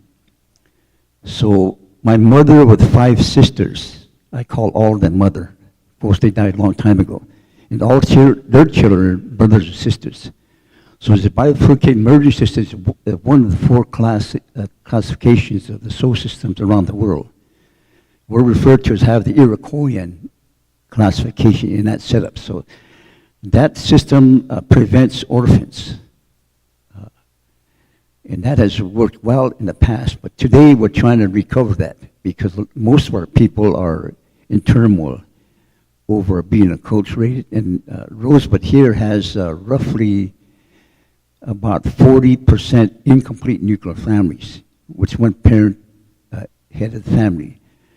So we're trying to begin in the tribal government to social reforms in all that. And I am a member of the Climate Change Committee on Rosebud Council, and one of the goals is to try to take our tribe back into seasonal government, which we had before. Our seasonal government simply meant our people would disband in the winter into smaller units and spread across the land environment.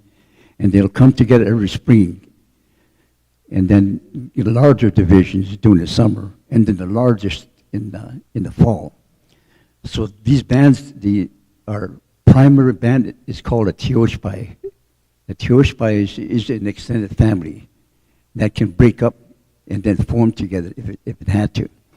So that is one of our goals of this committee, is to try to bring the Oceti Sakowin back into prominence as it's drifting apart, and then form all our tribal governments back to this seasonal type of government, which can help us a lot if we're able to accomplish that. So, but in the meantime, we also had to confront the non-Indian that we call them Washichu. No one exactly knows what that term means. Washichu means that you were white. It also means that Washi means Greece. Washi Ichu, which means they grabbed the Greece, or which the richness of the land, and that's what that means. So it's kind of hard to really translate that, but so we call all non-Indians Washichu. We refer to other indigenous people as Lakota or Indians in that system. So one of our goals is to be able to open up our culture. We go by the idea of Lakota, which means you're in harmony with the universe, the people, and you work in harmony and peace. That's what Lakota, Dakota, and Lakota mean. So our people share things, and for that we're called communists. And even in our funding sources, they don't want to really beef up the social systems, because in their minds, especially Republicans, think that sharing is not a good thing, that they want us to be individualized. And that's what the acculturation process under some of the acts of the government, the Dawes Act of 1887, the Lakota Sioux Agreement of 1889 broke up our reservations, these 60 million acres, into individual ownerships, and tried to cut our tribalism into individual systems who will conform to the non-Indian ways.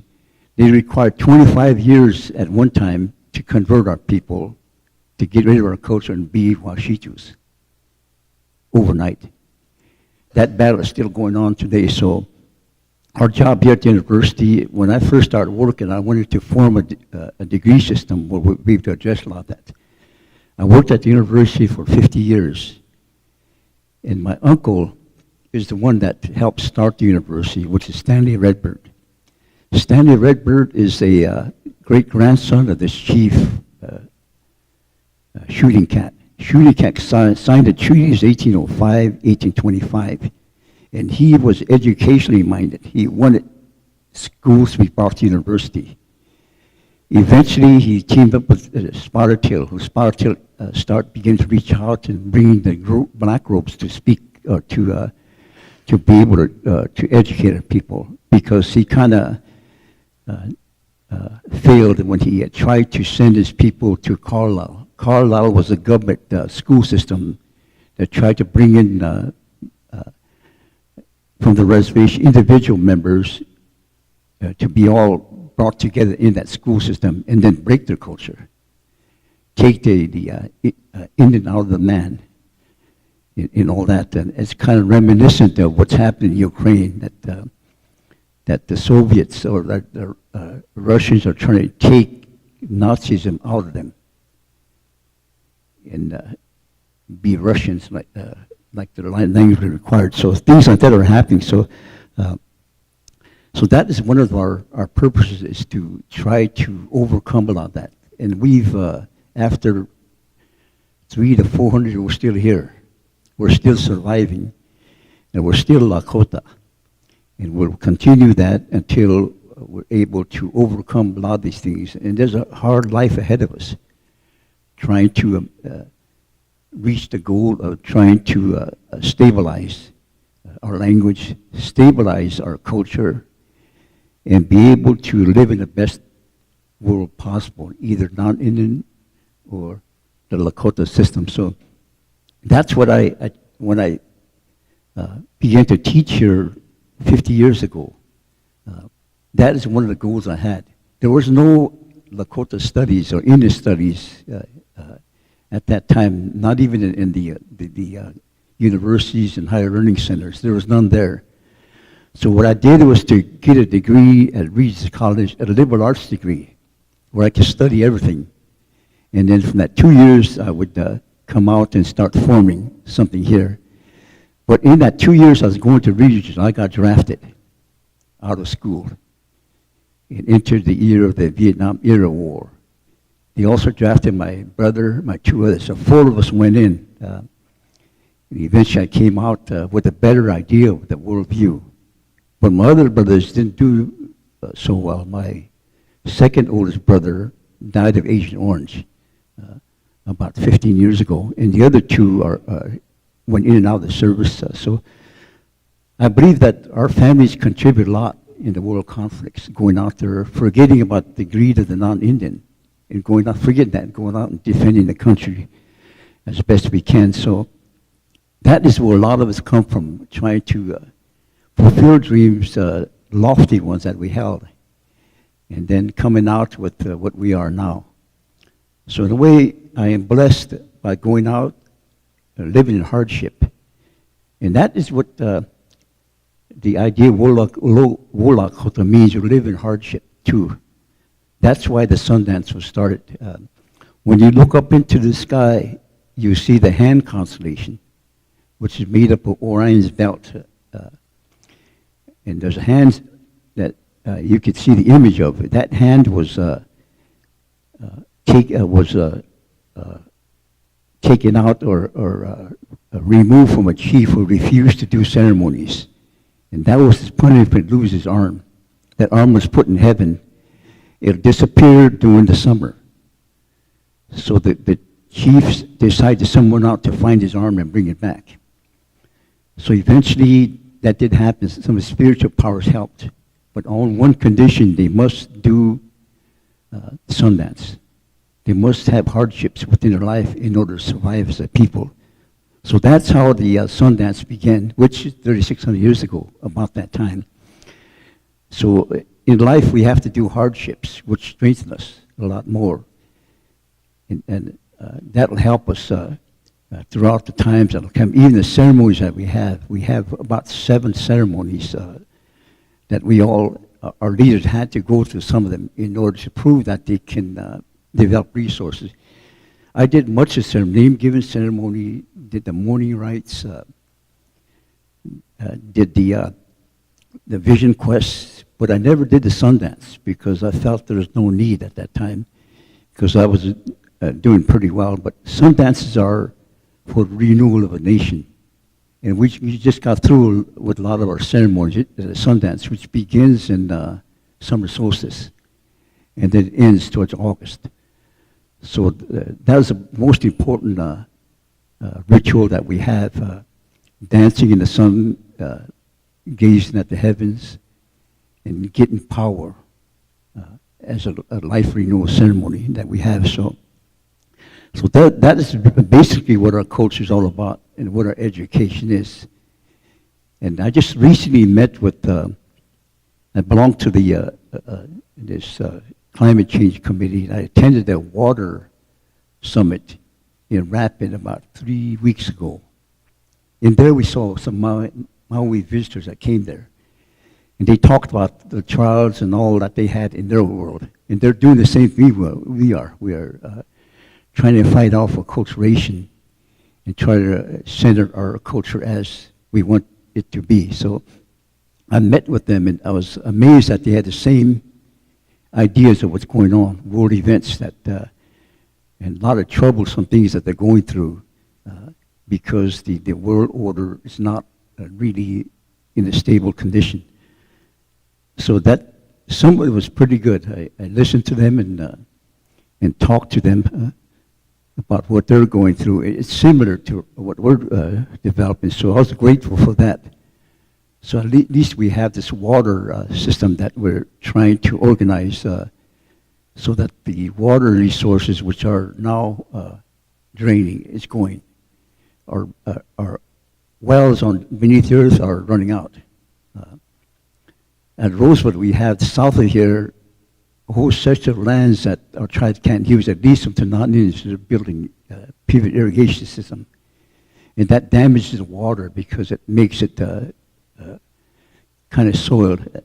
So we're trying to begin to clean up that mess by going through this mini Wichoni, which we get 20% from the Missouri, and then the wells that we develop here and purify them and give them to each of the house that are reservations. So those are some of the things that we're doing in this idea of preparing for climate change. And it's going to be hard as we go along. In 2040, the Missouri River is going to dry up to a trickle. So we have to develop some water systems that help us along the line.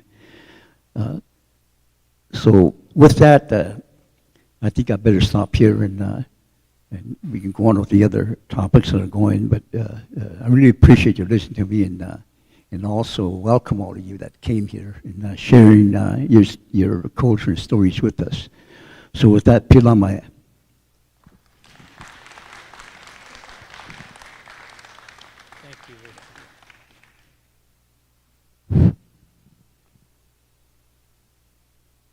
Oh, good. Now, just before lunch, he's the last speaker, so you all kind of look at him. But there's a young man here. I shouldn't say young. He's probably my age. But Cleve for Many Horses, he's the executive director. The Rosebud Sioux Tribe has a specific program for land. And Cleve can talk about it. But the Rosebud Sioux Tribal Land Enterprise addresses a critical issue, and that is that of land loss. And so he's been doing some great work, and I'm really glad that he could be here today, and here he is. Here you go. Thank you, Ted. Good morning, everybody. Yeah, my name is Cleve for Many Horses. I've been in the land management business about 29 years. And how I ever got into it, I'm not really sure. But I've been doing this for the federal government and various tribes throughout the nation. As you're probably aware, in 1934, Congress passed the Indian Reorganization Act, which created the tribal governments. And you know, I got to give credit to the founding people of TLE. Back then, the tribal councils, although individual land ownership was kind of a foreign idea to Native peoples, they seen the issues in the future that were going to come forward from individual land ownership, such as probate and fractionation of lands. Of course, everybody I've ever dealt with that owns individual Indian land always wants to leave it to their whole family because they don't want to feel anybody, leave anybody left out. So the Rosebud Sioux Tribe in 1943 created what's known as the Tribal Land Enterprise. And I often get asked, what is Tribal Land Enterprise? Well, short answer is we buy land and lease land and provide revenue to the Rosebud Sioux Tribe.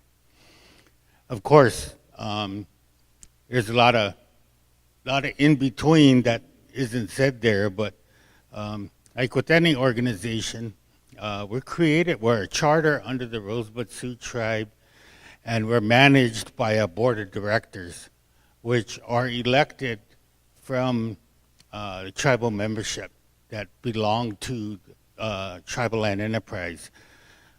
We use a system called, just like a corporation, we call it certificates of interest, or shares, most commonly called. You could buy into the organization either by selling land to the tribe, or you can go in and buy shares, which allows you into the organization. And you know, when TLE was first created, they did that, like I said, to cut down on the fractionation problem that was going to come later on. And all tribes in the United States have ran into that same very issue. And it also allows for individual landowner, if they have like fractionated interests all over the reservation, then they can consolidate those interests and put them on one piece of tribal land, and they would have a lifetime use of that land. And they can also name a beneficiary, which has to be a tribal member, of course, but they could pass that on, so conceivably, you know, it could go on for generations as long as it's passed to a tribal member. Now, the Rosebud Reservation is made up about roughly a million acres. And out of those million acres, tribal land enterprise manages about 700,000 acres. And recently, as of about 15 years ago, and I know Victor talked about the Black Hills, a number of Indian tribes, to include Rosebud Sioux Tribe, has purchased land up in the Black Hills. And we're working with the federal government trying to put that land into trust. Of course, in the early years, you know, there was some opposition by the local Washichu governments.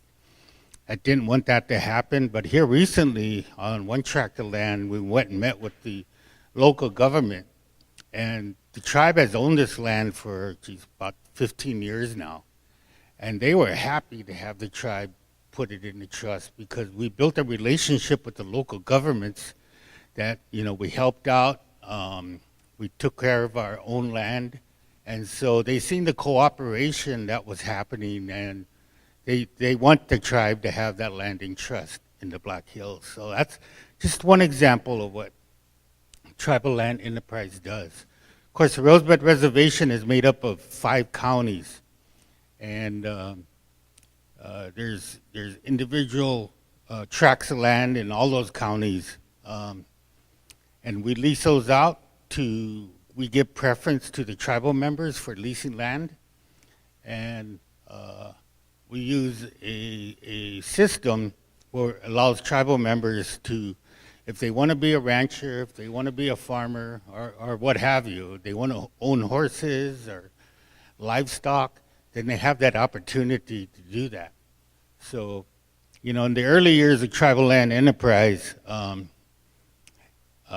you know, the founding fathers just, it's crazy how they seen in the future and seen that happening. Our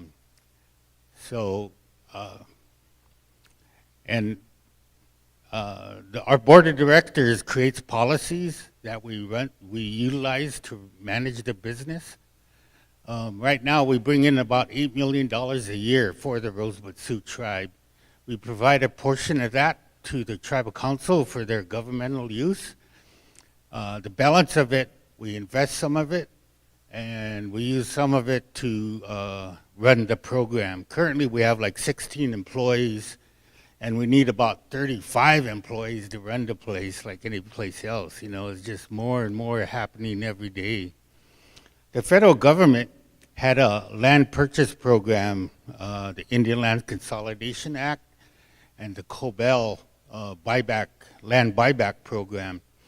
And through that process, the tribe, I would venture to say the tribe is the majority owner now, probably on Rosebud.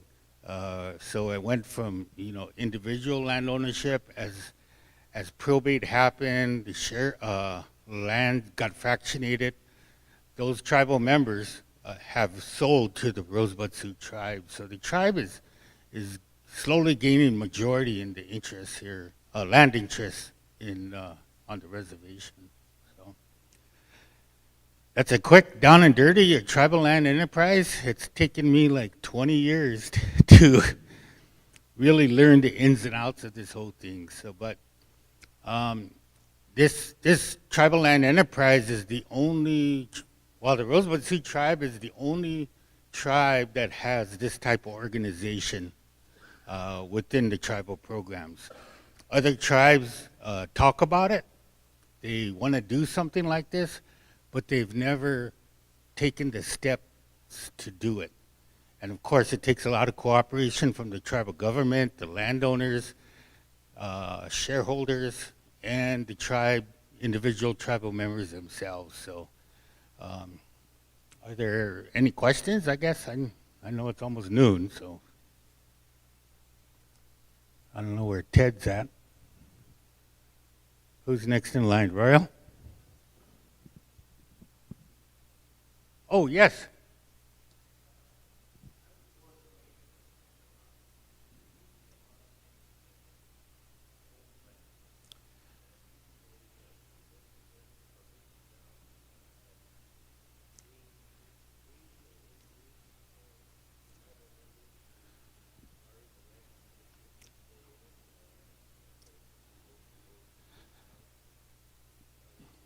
Yeah, you know, we see a lot of generational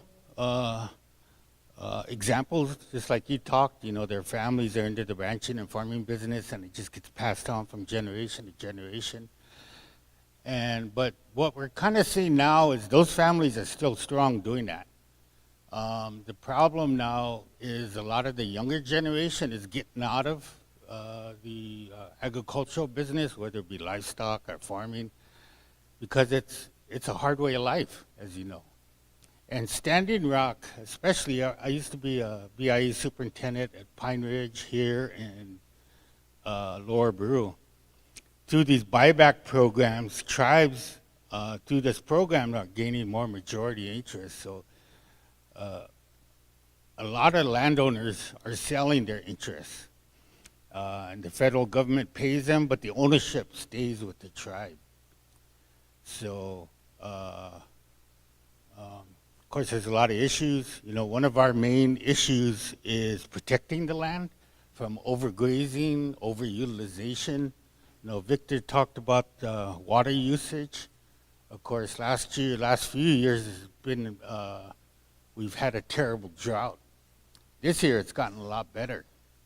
But, you know, still just a month or two of high temperatures, we're right back to where we started. So to answer your question, there's those strong agricultural ranches or operators are still there.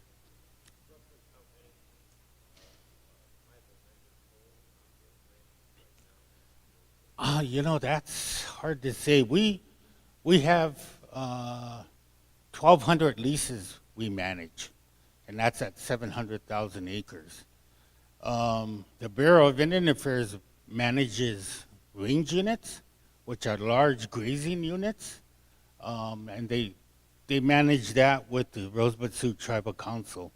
And I'm not sure how many acres those range units are, but those range units, they permit them out, they call it, to tribal members, and then they bring cattle on there for a 6-month period. So, you know, I do know that all the range units, is 156 of them, and each one is probably anywhere from 2 to 3,500 acres.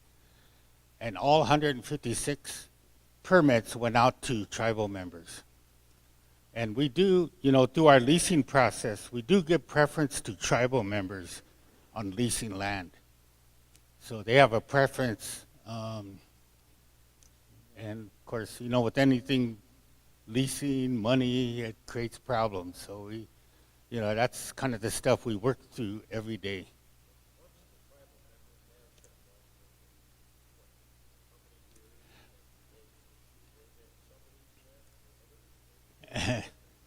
That's the problem. At Tribal Land Enterprise, we lease land anywhere from 1 to 5 years. And if it's longer than 1 year, they have to get a bond on it, they call it. And a bond is for if the operator damages the land, then we call the bond and pay for the damage. A lot of Indian operators have a hard time getting credit. And so it's hard to get bonds or letters of credit or CDs. So sometimes, yes, they use an outside entity and run their cattle for them. And that's where our job comes in. We don't so much regulate that, but we make sure that the land isn't overgrazed or damaged. And we do a lot of compliance actions, ourselves and the Bureau of Indian Affairs. So.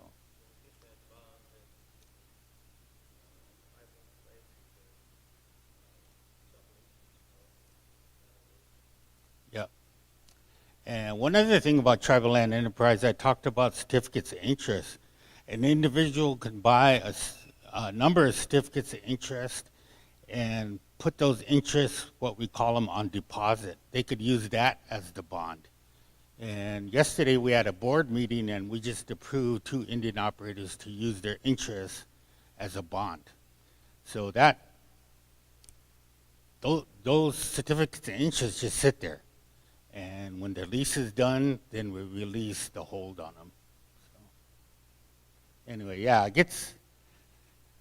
I've been to, like I said, 5 reservations in my career with the federal government, and Rosebud is the most complicated land situation out of all of them. Yes. Yep. From here down to the Missouri. So, anyway, any other questions?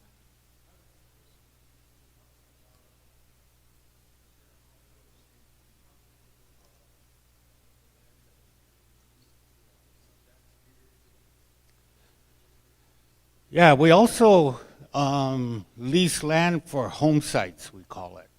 And that's 2.5 acres where an individual can put their, build a home or live on.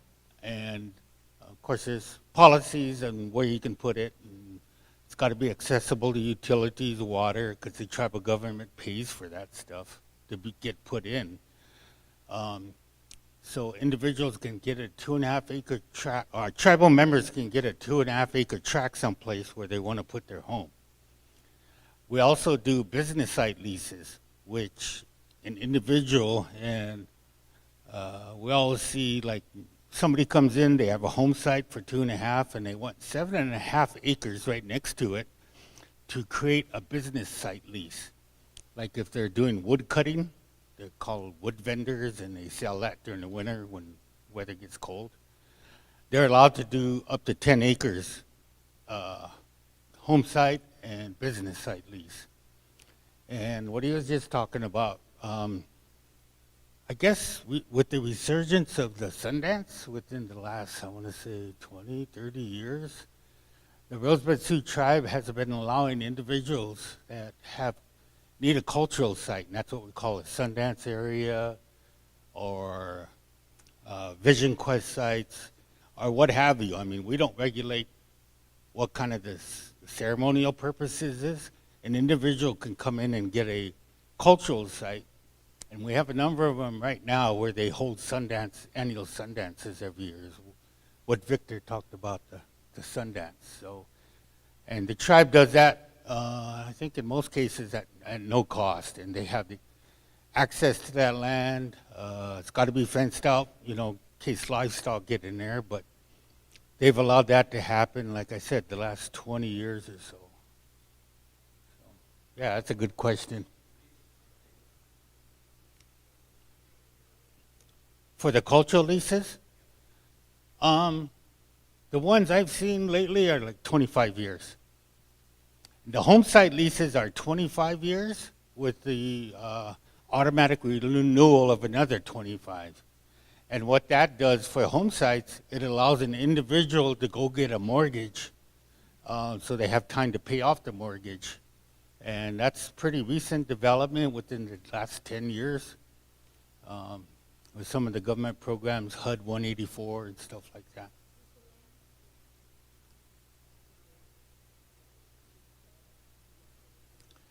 Yeah, the home sites, is that what you mean? Yeah, the home sites, business site, cultural sites, they have to name a beneficiary, and they got to be a tribal member, and then it could be passed down from generation to generation. Now, an individual can buy enough certificates to buy an assignment, we call it, and it's just like a home site lease at a place, and they got to also name a beneficiary. Yeah. So it's, I think the only tribe that's ever come close to something like this, I had heard, is like the Eastern Cherokee has something like this in North Carolina, but I'm not sure. But yeah, the Rosebud Sioux tribe's the only tribe in the whole nation to have this type of system and to help their individual tribal members and landowners. So it's a pretty unique organization. So, yeah. Okay, well, I see my mentor, Russell Eaglebear, here. So he just got off council and he was on our land. He's been on council for a long time and is basically the godfather of our land and natural stuff here at Rosebud. So.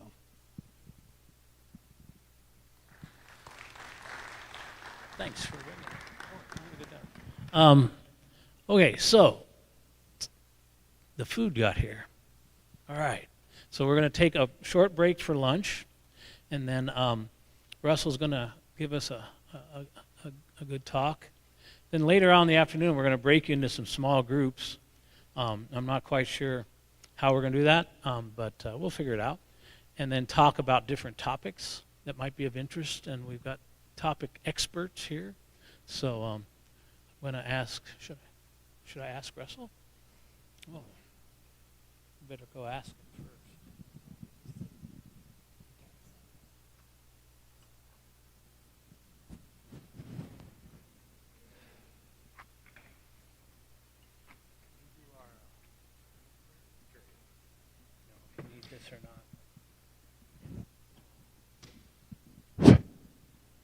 Oh, we'd like to, been asked to say a prayer for the noon meal, and we as Lakota people, we always acknowledge the spirit of our relatives who are in the spirit.